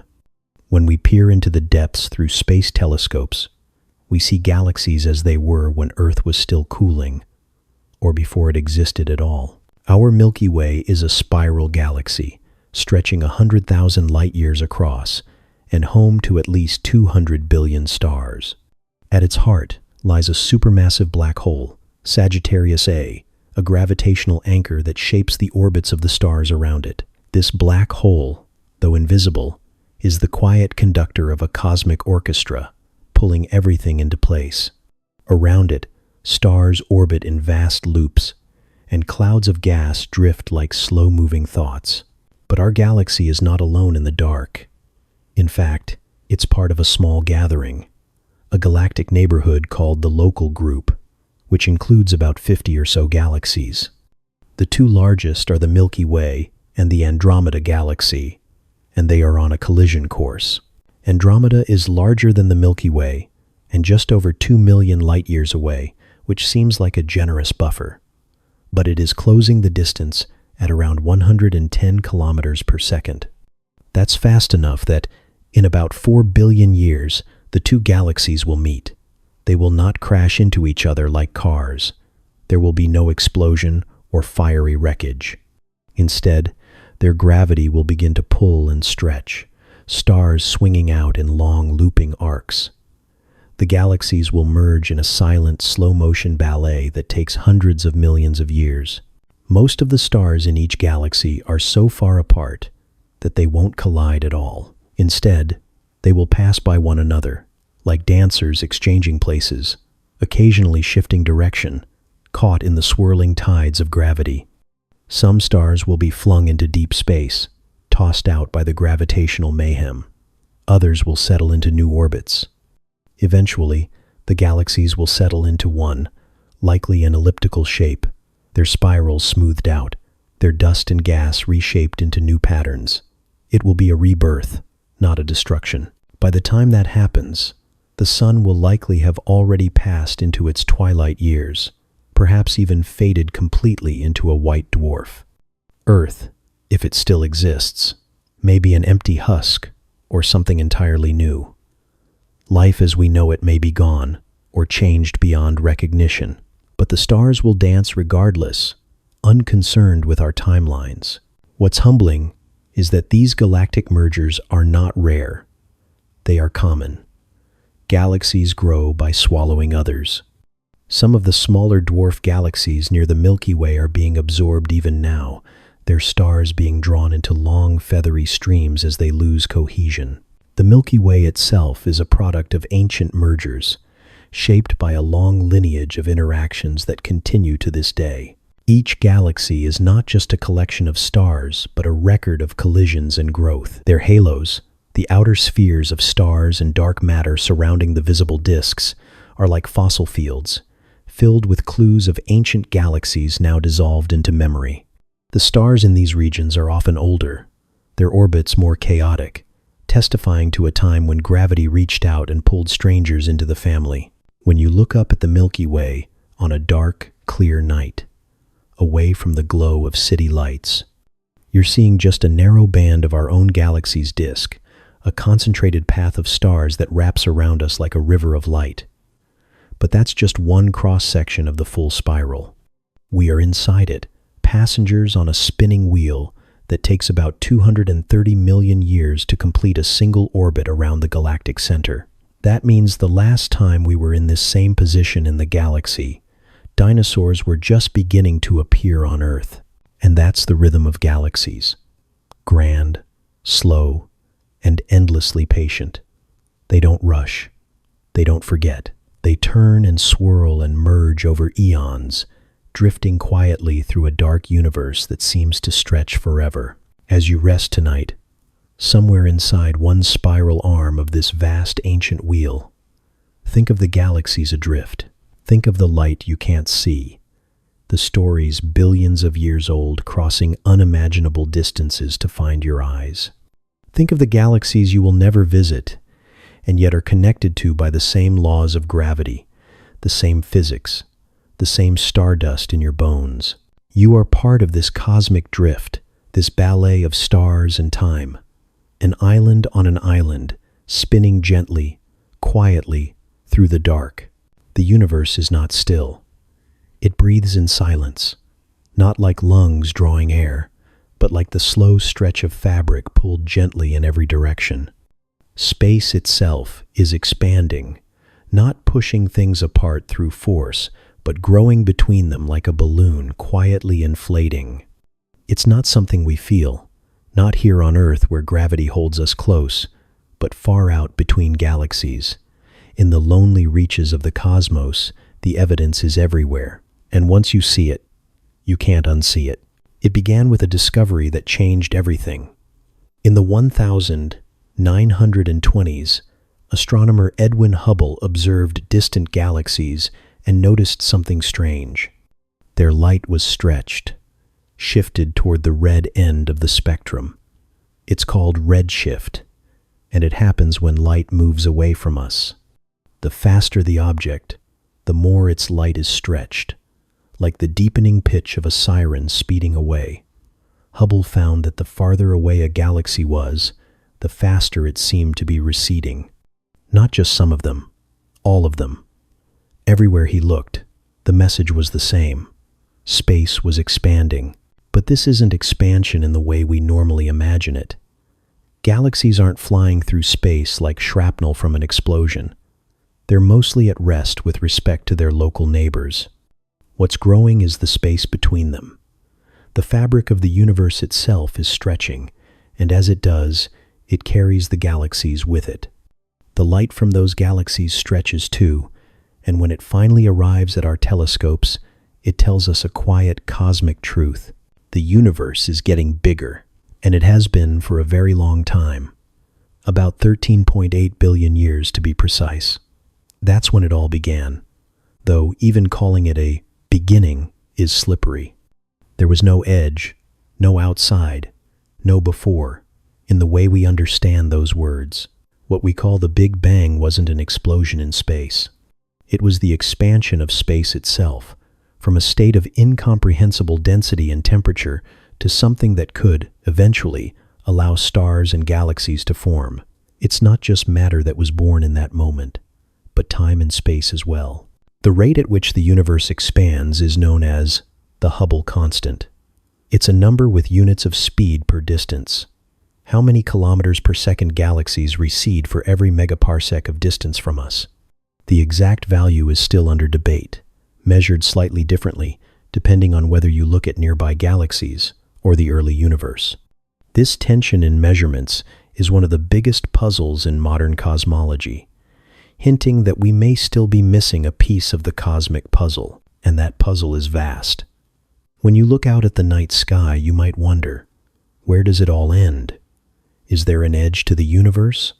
A wall we could eventually reach, or a boundary beyond which there's nothing at all? The answer is as strange as it is humbling. There is no edge in the way a map has a border, no line you could cross and look beyond. The universe isn't expanding into something, it's simply becoming more of itself. Every point in space is moving away from every other point, not because it's traveling through something else, but because space itself is growing. Imagine dots on the surface of a balloon. As you inflate the balloon, the dots move away from each other, not because they're crawling over the surface, but because the surface itself is expanding. Now imagine that surface in 3 dimensions, and you start to glimpse what cosmologists mean when they talk about the universe growing. There are parts of the universe we will never see. Light from those regions has not had enough time to reach us, and because of expansion, some of it never will. These areas lie beyond our observable universe, not because they don't exist, but because their light is still en route, trapped in a race against the stretching of space itself. It's possible that the universe is infinite, extending forever beyond the limits of what we can observe. Or it might loop back on itself, finite yet unbounded, like the surface of a sphere with no edges. We don't know for sure. But within our cosmic horizon, the part we can observe, we see a universe teeming with structure. Galaxies arranged not randomly, but in vast webs and filaments, strung out across the darkness like strands of glowing thread. Great voids between them, expanses of emptiness that stretch for hundreds of millions of light years. It's beautiful in its scale and humbling in its implication, because we are not at the center. Every observer, no matter where they are in the universe, sees the same expansion. It doesn't matter if you're on Earth or orbiting a star in some distant galaxy. Everything moves away from everything else. There is no privileged position, no throne from which to view the cosmos. Just islands of stars drifting apart, gently, relentlessly, pulled by nothing more than the shape of space and time. And yet, in this expanding universe, we are able to look back, to study the oldest light, the cosmic microwave background, a faint radiation that fills every corner of the sky. It's the afterglow of the Big Bang itself, a whisper from a time when the universe was just 380 years old. This light has been traveling for nearly 14 billion years, stretched and cooled by expansion until it's no longer visible to our eyes, but still detectable by sensitive instruments. It tells us what the early universe was like, and from it, we build our models of how galaxies formed, how matter clumped together, and how the universe became what it is today. So tonight, as you drift toward sleep, wrapped in silence and starlight, remember that everything around you is part of this great expansion. That your atoms were once compressed into a point smaller than an atom itself, and have since ridden the wave of space as it grows. You are not separate from this cosmic motion, you are carried with it.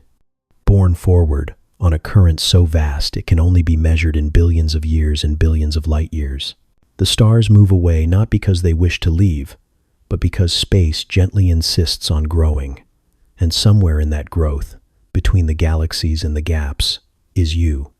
Here, now, listening in the dark to the story of a universe that still hasn't finished becoming. In the quiet of the night sky, We like to think we see everything.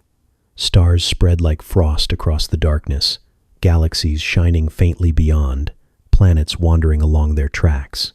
Yet what you and I can see, even with the best telescopes, is only a small fraction of what is truly there. Most of the universe is invisible, not because it hides behind dust or distance, but because it does not give off any light at all. And yet, though it cannot be seen, its presence is undeniable. It tugs, it shapes, it whispers in gravity. It is called dark matter, and it makes up far more of the cosmos than all the stars combined.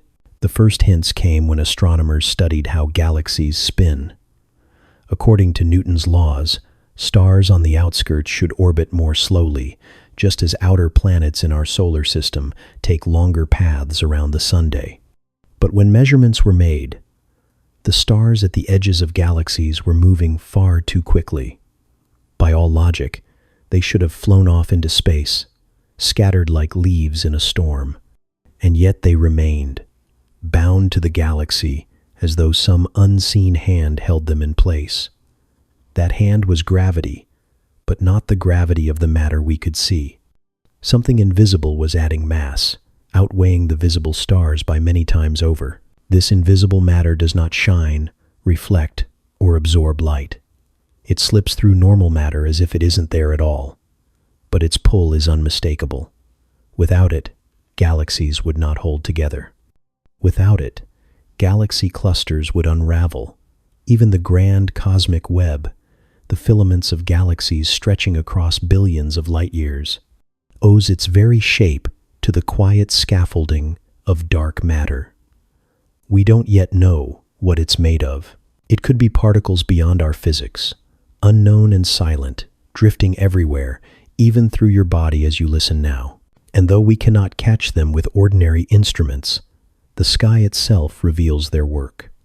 Where light bends around galaxy clusters, where stars orbit too fast, where structure holds together against all odds, dark matter leaves its invisible fingerprints.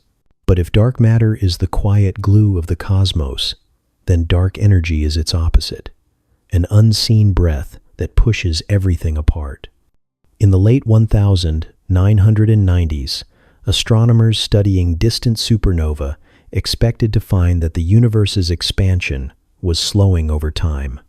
Gravity, after all, should be pulling everything back together, dragging galaxies inward, slowing the expansion like a ball tossed into the air.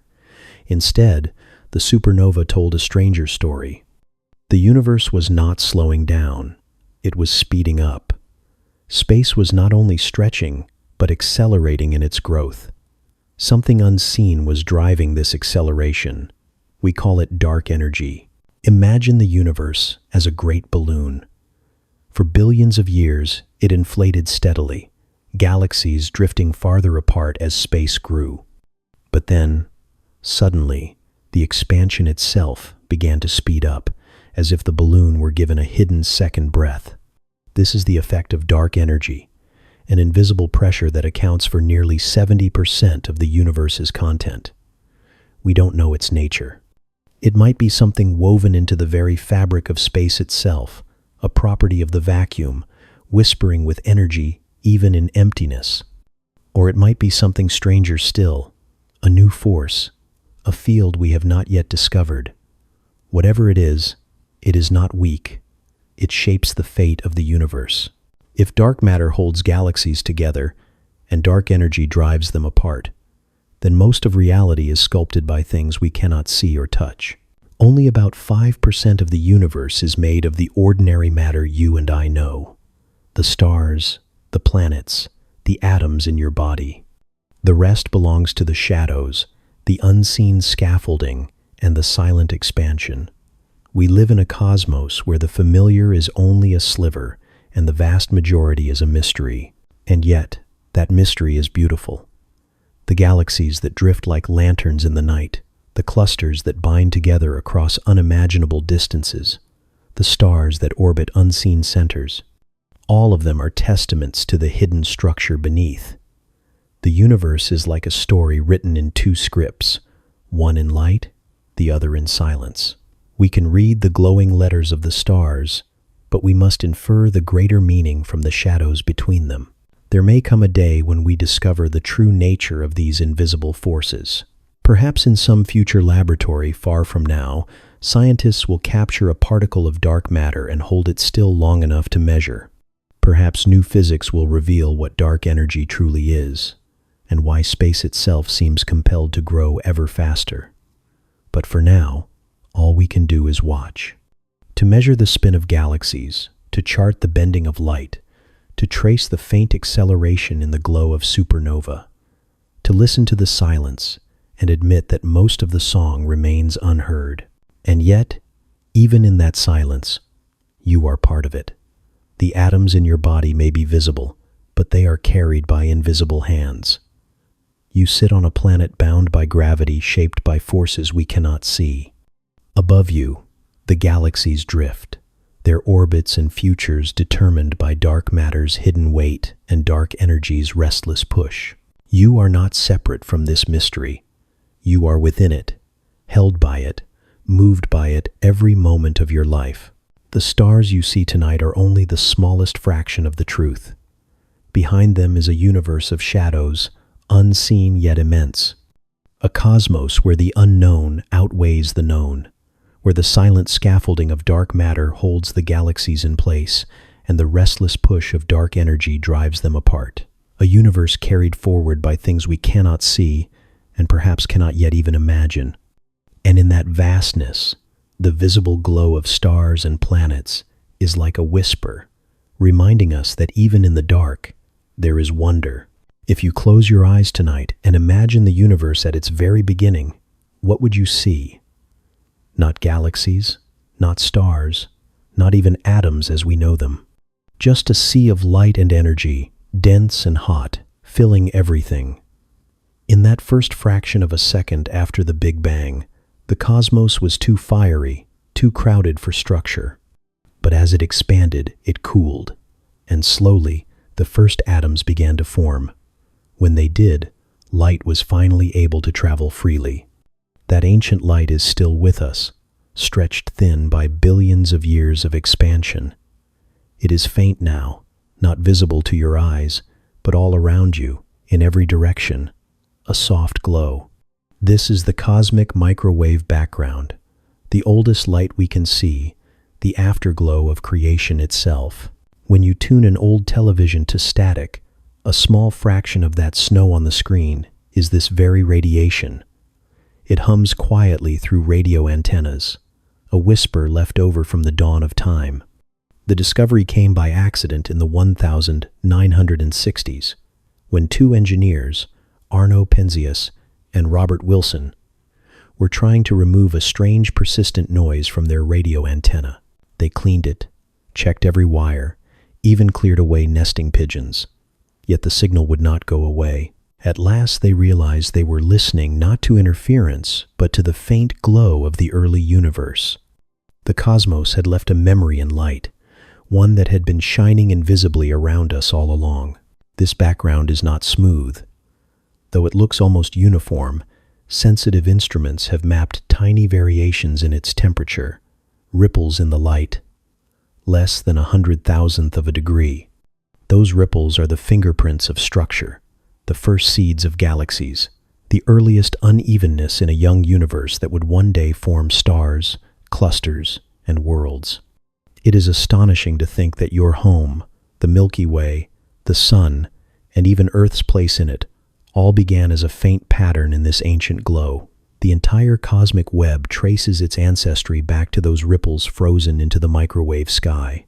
Over the years, satellites like COBE, WMAP, and Planck have mapped this radiation with increasing precision. Their images are sometimes called the universe's baby picture. In them, we see the cosmos as it was just 380 years after the Big Bang, a mere infant compared to the 13.8 billion years that followed. The colors in those maps show the tiny differences in temperature, blues and reds, marking regions ever so slightly cooler or warmer. They may look abstract, but they are a direct record of the early universe, a snapshot of light just after it first became free to wander through space. The cosmic microwave background also tells us the age and shape of the universe itself. By studying its patterns, astronomers can measure the expansion rate, confirm that space is remarkably flat, and even estimate the amount of dark matter and dark energy woven into its fabric. It is as though this glow carries not only a memory of the past, but instructions, written in light, for how the cosmos would evolve. Every galaxy that shines today, every planet orbiting every star, every moment you and I share beneath the night sky, each of them was foretold in the faintest variations of this ancient radiation. What is perhaps most extraordinary is how quiet it all island. When you look at the microwave background, you are not seeing something in motion now. You are seeing a fossil, light that has been traveling for almost 14 billion years without stopping. It has crossed expanding space, been stretched into longer, cooler wavelengths, and finally washed gently over Earth. It is the oldest thing you can see with your eyes, though not directly. Instruments translate it for us, shifting it into colors we can understand. But in truth, it is all around you, passing through you even as you breathe, a silent echo of the moment when the universe first learned how to shine. Sometimes people wonder what lies beyond, what came before. The cosmic microwave background marks a horizon, a limit to our vision. Beyond it, the universe was opaque, a glowing plasma where light could not move freely. We cannot see farther back, at least not with light. To know what happened in those earliest instants, we must turn to theory, to mathematics, to ideas about inflation and quantum fields. But from the moment the first atoms formed, the universe offered us this memory, a canvas of faint light stretched across the whole sky, waiting billions of years for us to notice. When you think of it that way, astronomy becomes an act of listening, not just to the stars, but to the silence between them. The cosmic microwave background is silence made visible, a hum across the cosmos that speaks of beginnings. It reminds us that everything we see today, the spirals of galaxies, the glow of stars, the very elements of your body, descends from those early ripples. We are not just looking into space when we study it.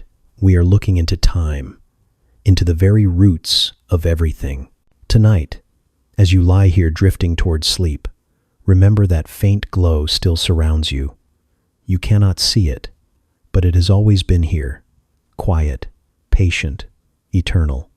Every moment of your life, you are bathed in the light of the universe's childhood. And though the stars above may seem to tell the story, it is this whisper, stretched thin across all of space, that holds the first chapter.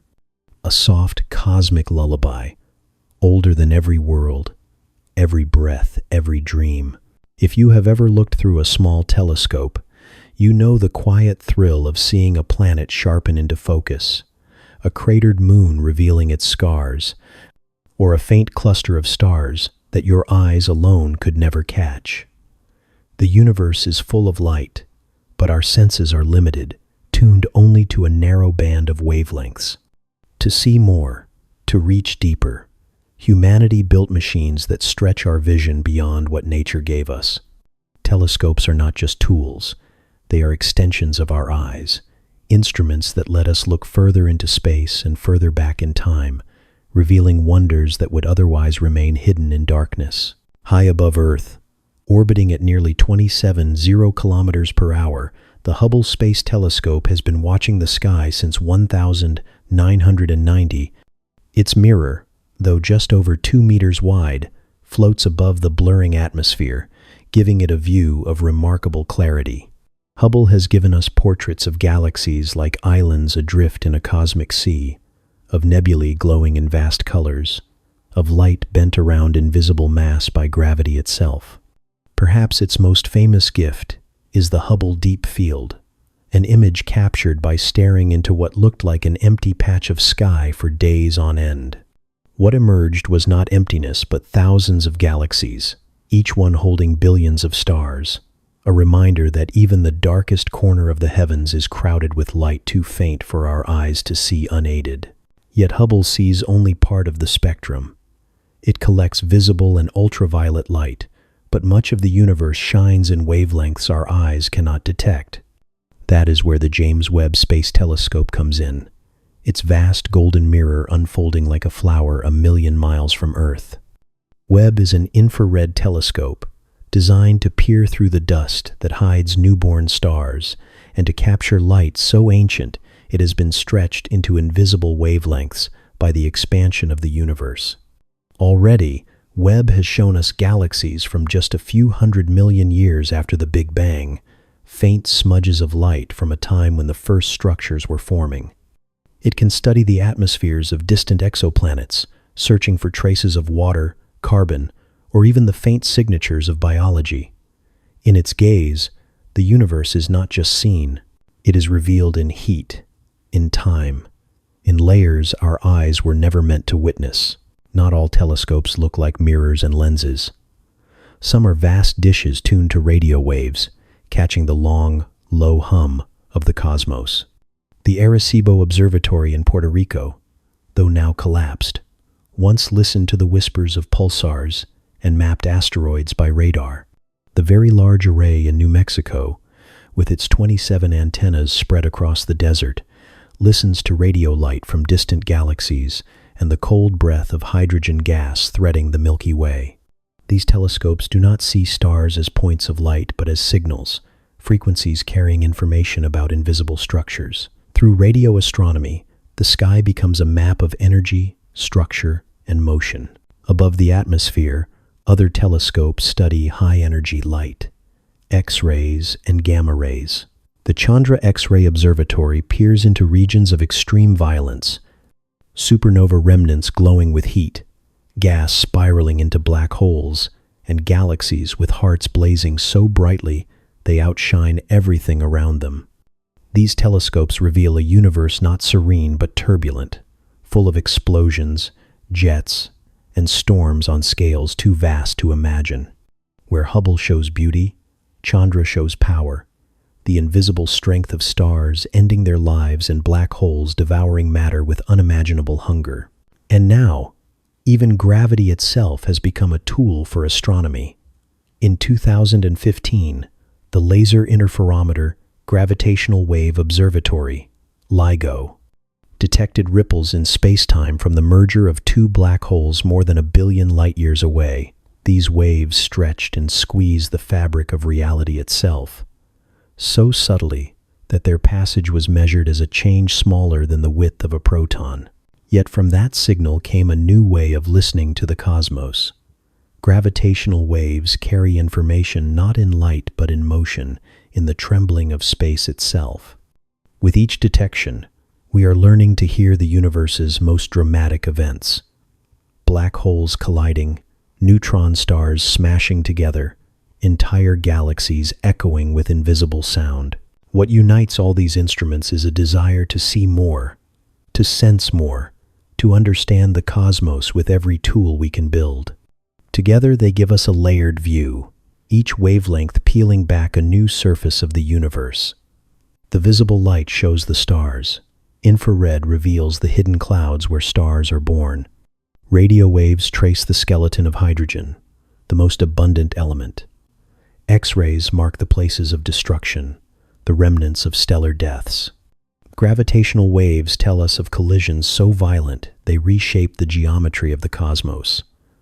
No single telescope tells the whole story, but together they weave a richer, deeper tapestry.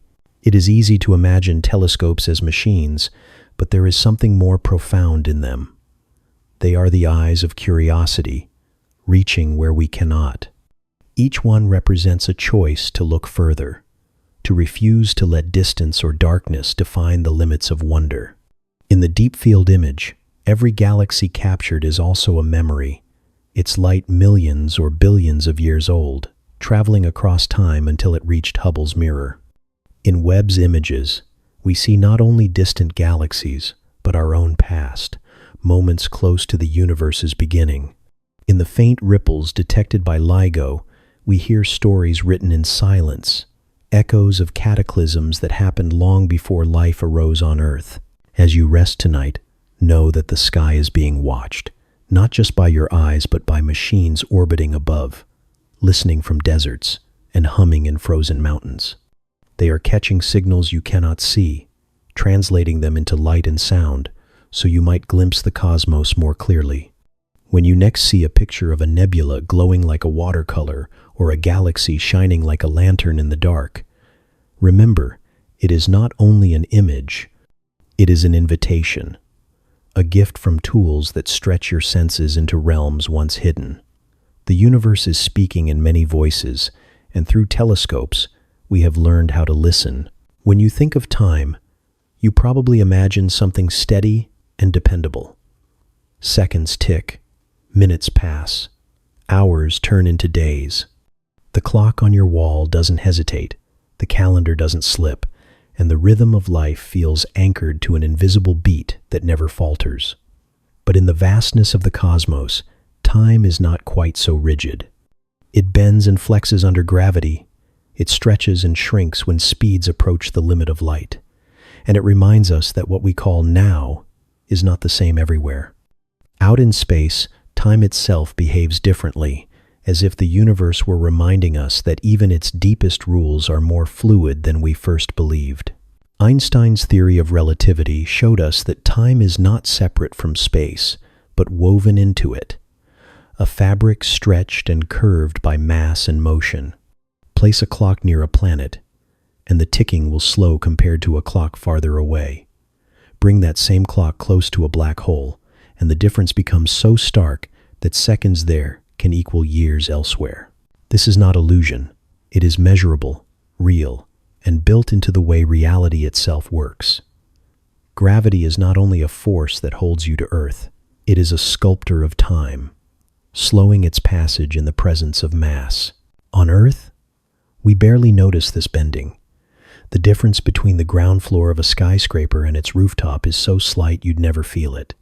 But with instruments precise enough, scientists can measure that the clock on the top of a building runs just a little faster than the one below. The higher you go, the weaker Earth's gravity becomes, and the quicker time moves.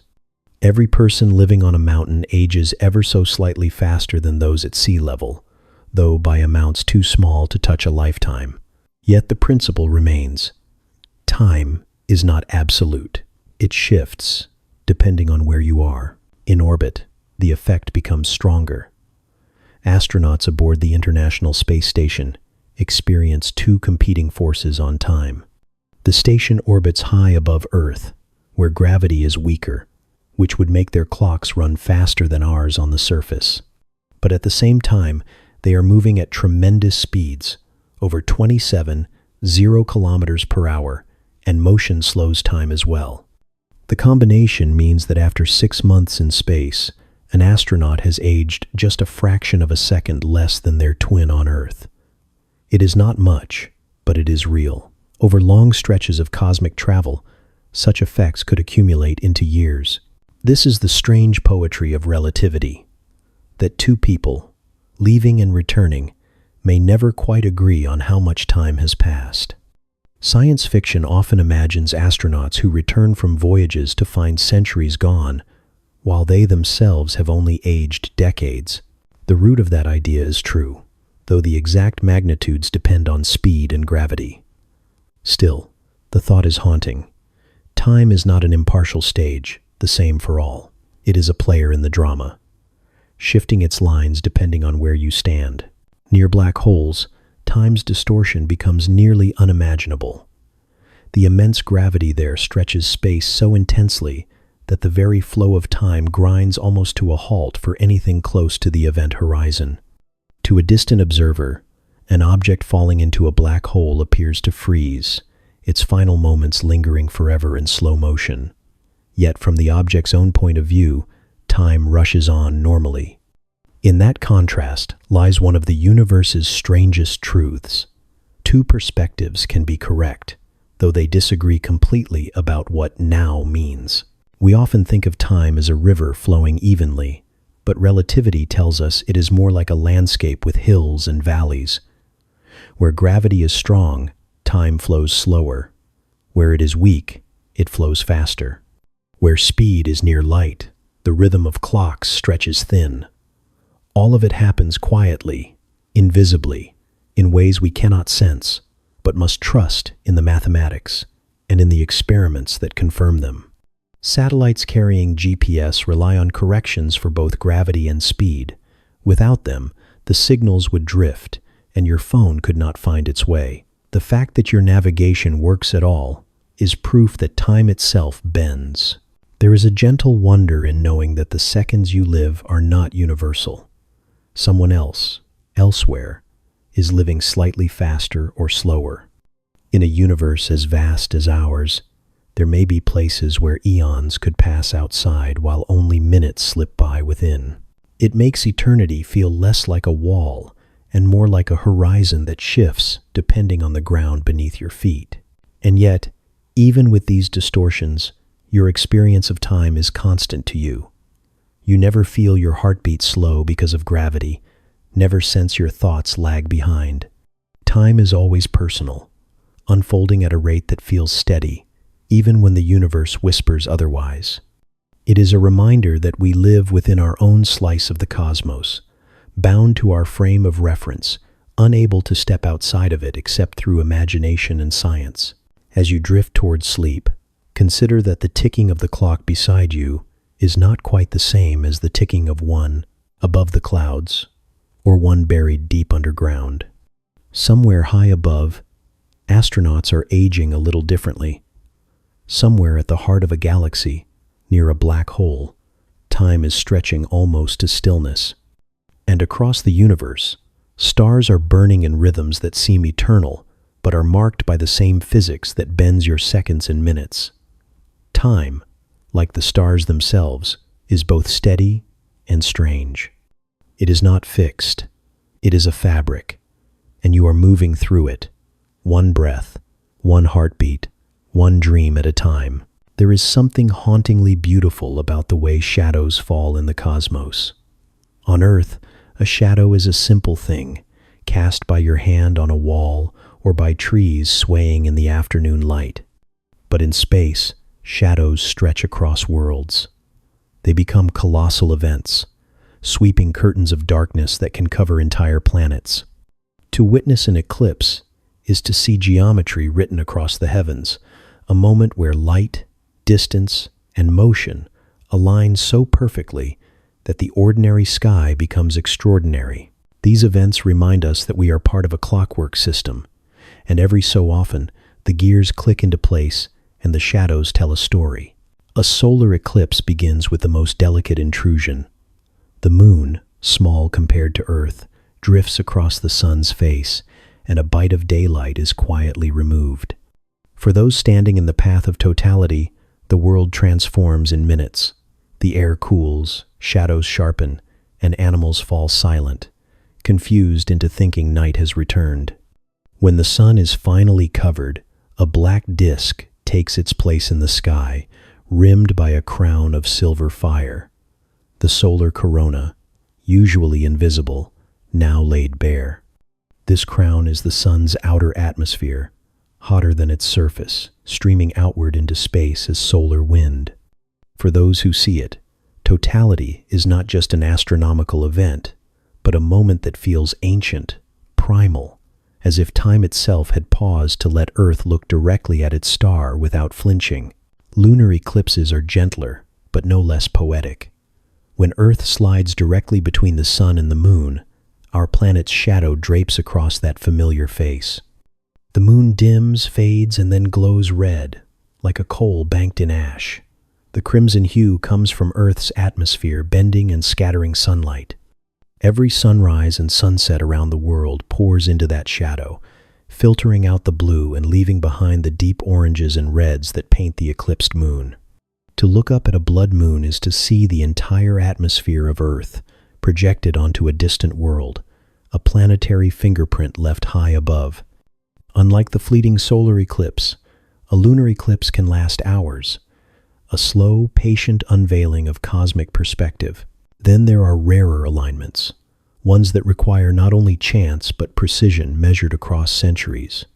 The transit of Venus, for example, when Venus glides across the face of the Sun as a small, dark dot, is one of the rarest predictable astronomical events visible to humankind. For observers in the past, watching Venus cross the Sun was not simply about wonder, it was science. Astronomers used these transits to measure the size of the solar system itself, triangulating distances by comparing observations from different parts of Earth. From that tiny black dot crawling across the Sun's disk, humanity measured its place in the cosmos more accurately than ever before. The last transit was in 2012, and the next will not occur until the year 2117. None alive today will see it again, but its memory is a reminder of how the smallest motions of the planets can unlock the largest truths. The word for these alignments is syzygy, a line of 3 or more celestial bodies bound by gravity and geometry into a fleeting, perfect straightness. Earth, Moon, and Sunday. Sun, Venus, and Earth. In such moments, the universe reveals its order not as chaos, but as choreography. These alignments can cast shadows thousands of kilometers wide, alter tides, or simply draw a delicate pattern across a star. They are whispers of balance in a cosmos that often feels too vast to comprehend. Syzygies happen more often than we notice. Every full moon is a kind of syzygy, Earth poised between Sun and Moon, their alignment glowing across the night. Every new moon, when the Moon stands between Earth and Sun, is another. Most times the geometry is imperfect, the shadows miss, and nothing unusual happens. But when the angles sharpen, when the Moon's orbit and Earth's orbit lock into place, the shadow becomes visible, and the sky reminds us of its hidden precision. There is comfort in knowing that these events are predictable. Astronomers can tell you exactly when the next solar eclipse will sweep across continents, exactly when the Moon will redden again, exactly when the planets will line up. And yet, when they happen, they never feel mechanical. They feel alive, like a performance staged not for calendars or calculations, but for anyone standing still enough to notice. The regularity of celestial mechanics meets the irregularity of human wonder, and for a brief moment, science and poetry become indistinguishable. Consider that Earth itself casts a shadow stretching nearly 1,000,000 miles into space. Most of the time, it is invisible, lost against the black. But every so often, the Moon drifts into it, and you see the scale of our world, not in oceans or continents, but in a shadow painted across the sky.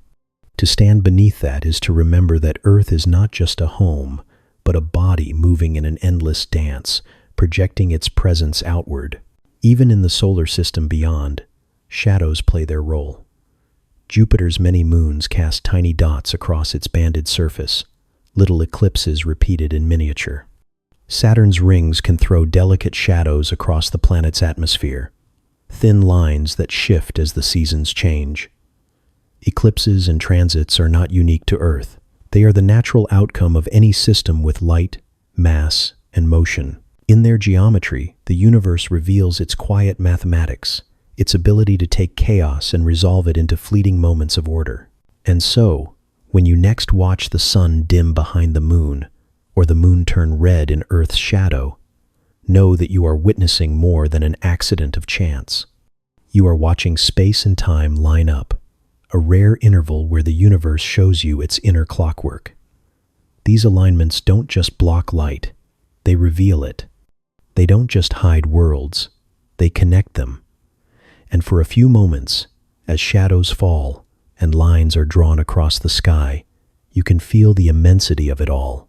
Precise, fragile, and infinite, like the hush between breaths in the heartbeat of the cosmos.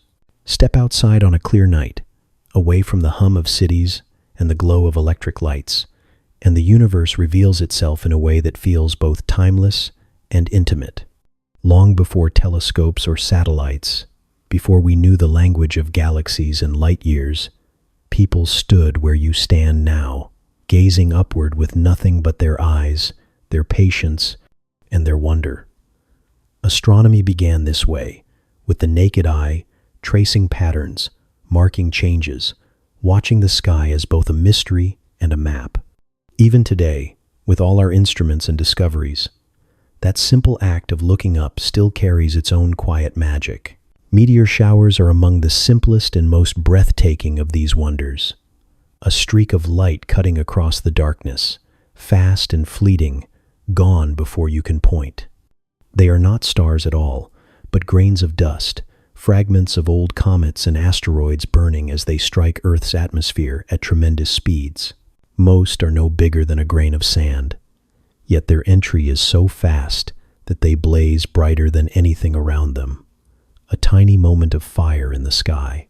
On certain nights each year, when Earth passes through the dusty trails left by comets, the sky fills with them, meteors arriving one after another, some faint, some long and luminous, leaving glowing trails that linger before fading back into the dark.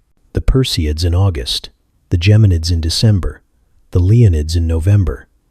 Each has its own rhythm, its own parent comet, its own history of wonder.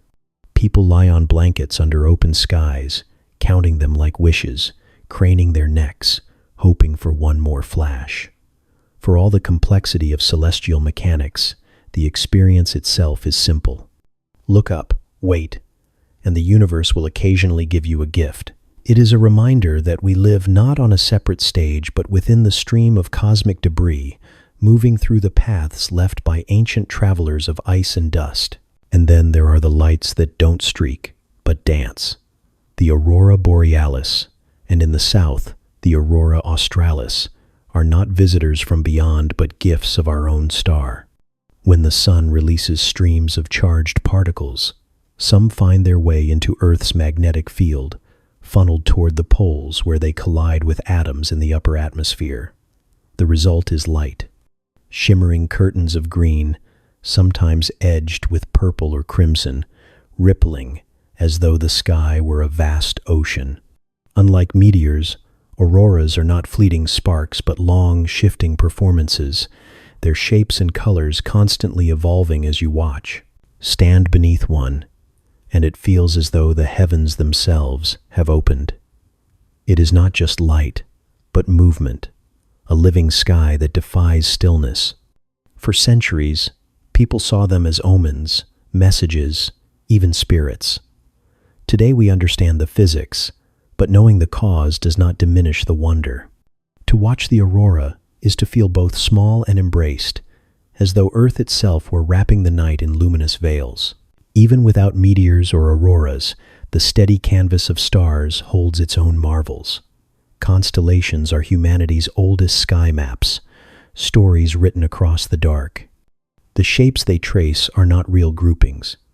Stars in Orion, for example, are at vastly different distances, but to our eyes, they gather into patterns. Orion the Hunter with his belt of 3 bright stars, Cassiopeia's easy-to-spot W, the Big Dipper pouring out into the curve of the Little Dipper. These figures are not just landmarks but cultural touchstones, shared across civilizations in different forms and names. They are proof that wherever people looked up, they saw meaning in the stars. Learning the constellations is like learning the letters of a cosmic alphabet.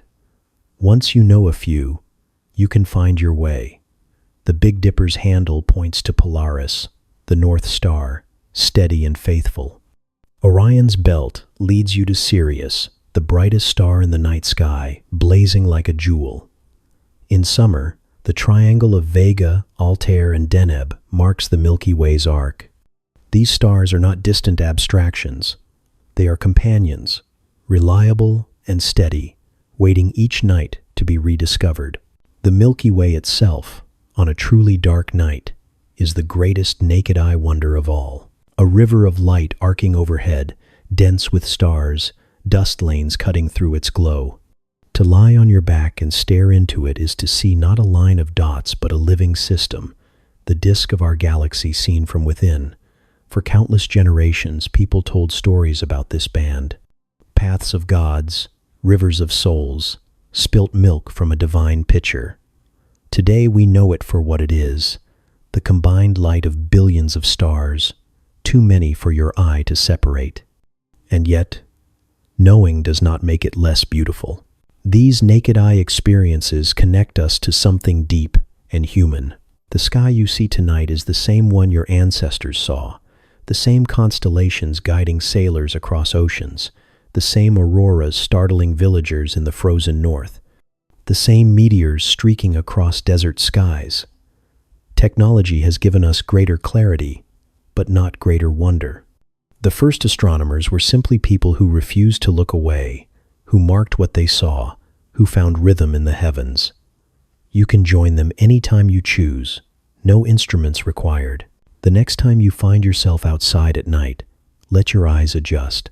Let the darkness sharpen into stars. Watch for the quick flare of a meteor. Search for Orion, for Cassiopeia, for the curve of the Big Dipper's handle pointing north. If you are lucky enough to stand beneath the aurora, let the sky's restless glow sink into you. These are gifts, reminders that the universe does not only reveal itself through telescopes or equations, but directly, freely, to anyone willing to lift their gaze. And as you close your eyes again, returning from the sky to the quiet of your own thoughts, remember that these wonders are still above you. The meteors are waiting for their moment. The auroras are weaving their veils near the poles. The constellations are patient, turning with the earth, drawing their patterns again and again. You do not need to chase them. They will be there, steady companions in the endless night, written across the heavens for as long as you choose to look.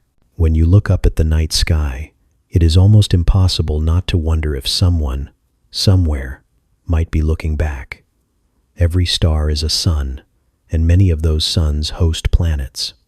Some of those planets may be warm and wet, others cold and barren, and a few perhaps not so different from Earth. The universe is too vast for silence to feel natural, and yet it is silence we hear. Still, the possibility of life elsewhere is one of humanity's most enduring questions, woven into both myth and science, carried forward with every telescope we build and every signal we send into the dark. One way we try to frame that question is through the Drake equation, proposed in 1961 by astronomer Frank Drake. It is not a prediction, but a tool, a way of multiplying possibilities. How many stars are born each year in our galaxy? How many of those stars have planets? How many planets might be capable of supporting life? How often does life arise? How often does it develop intelligence? How long does such intelligence survive and send signals into space? Each term in the equation is uncertain, but together they sketch the outlines of a question too large for any one answer. Whether the number is one or millions remains unknown. But even in its uncertainty, the Drake equation teaches us something important, that the cosmos is not empty of chances. On Earth, life has proven itself astonishingly adaptable. In the deep oceans, around hydrothermal vents where sunlight never reaches, microbes thrive on chemical energy, weaving ecosystems without need of the sunday. In frozen Antarctic lakes, in acidic pools, in the heart of rocks buried miles underground, life finds a foothold. These extremophiles, organisms living in conditions that would kill most other beings, expand our definition of what is possible. If life can survive in boiling acid, in vacuum-like dryness, in near-freezing salt water, then why not beneath the ice of Europa, or in the methane lakes of Titan, or buried under the dusty surface of Mars? We do not yet know if such places are inhabited, but we can no longer claim they are impossible. The search for life beyond Earth takes many forms.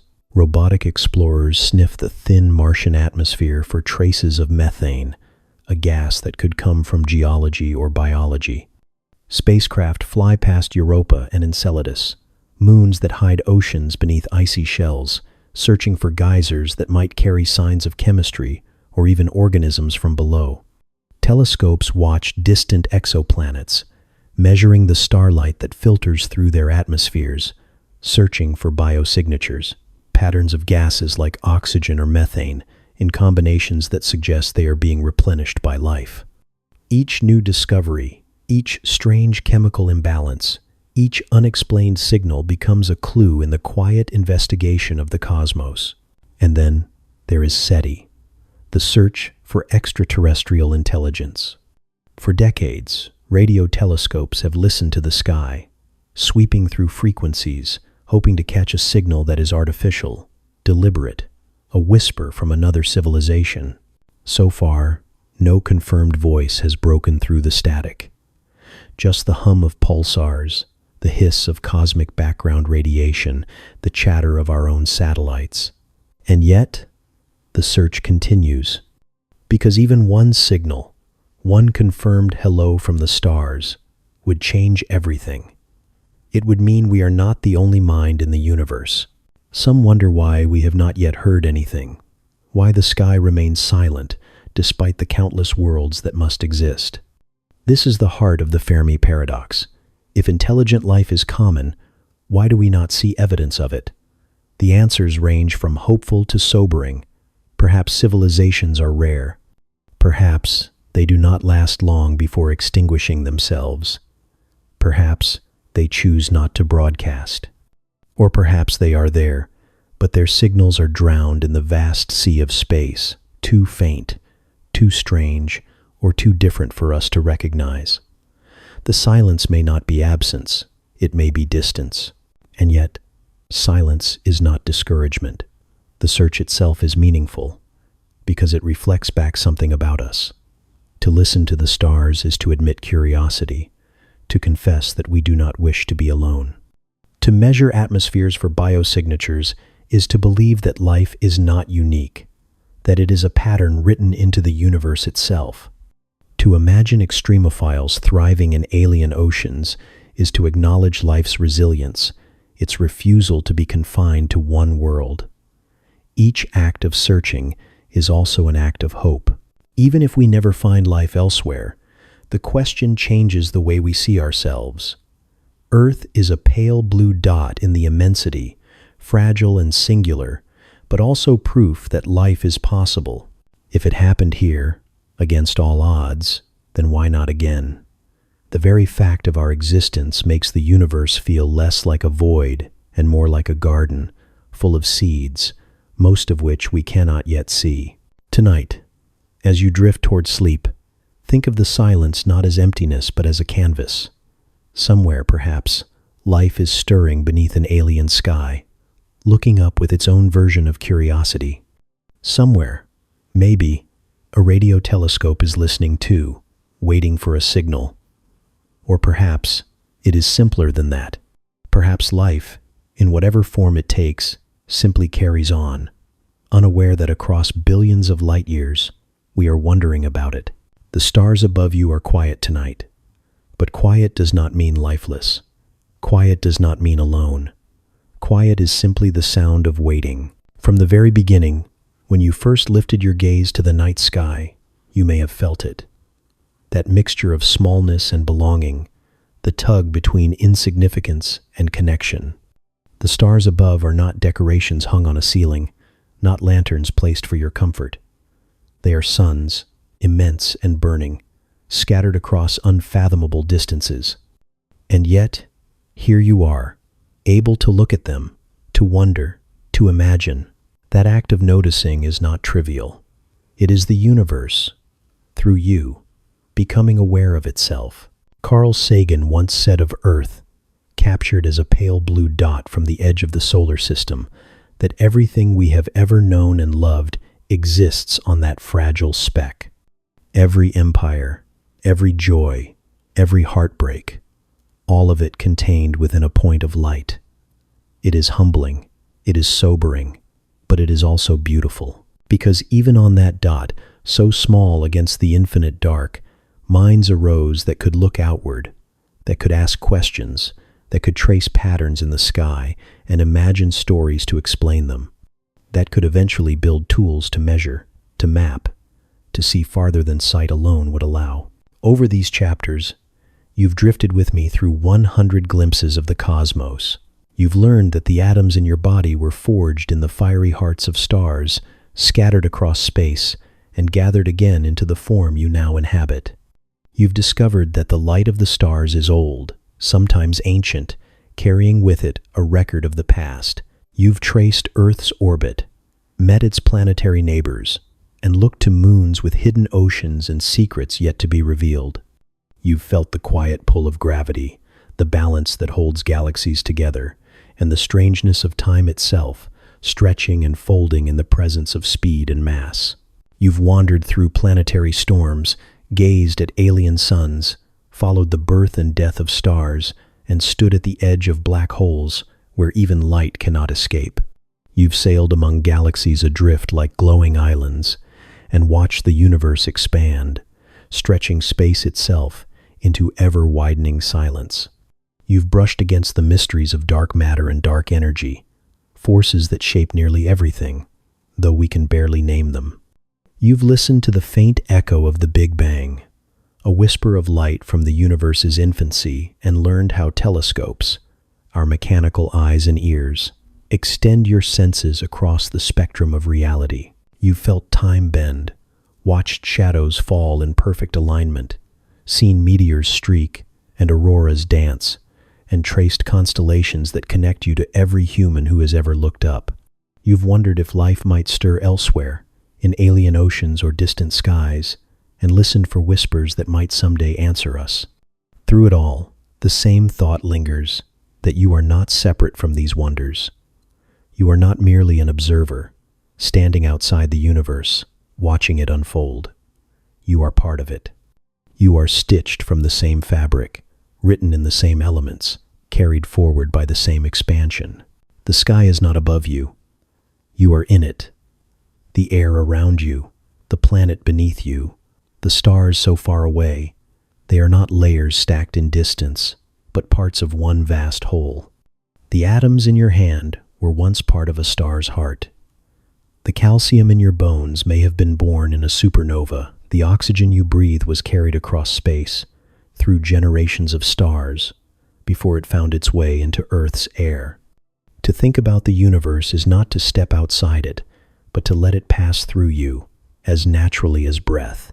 In this way, you are the cosmos reflecting on itself. Your thoughts, your questions, your quiet wonder. These are as real as the galaxies themselves.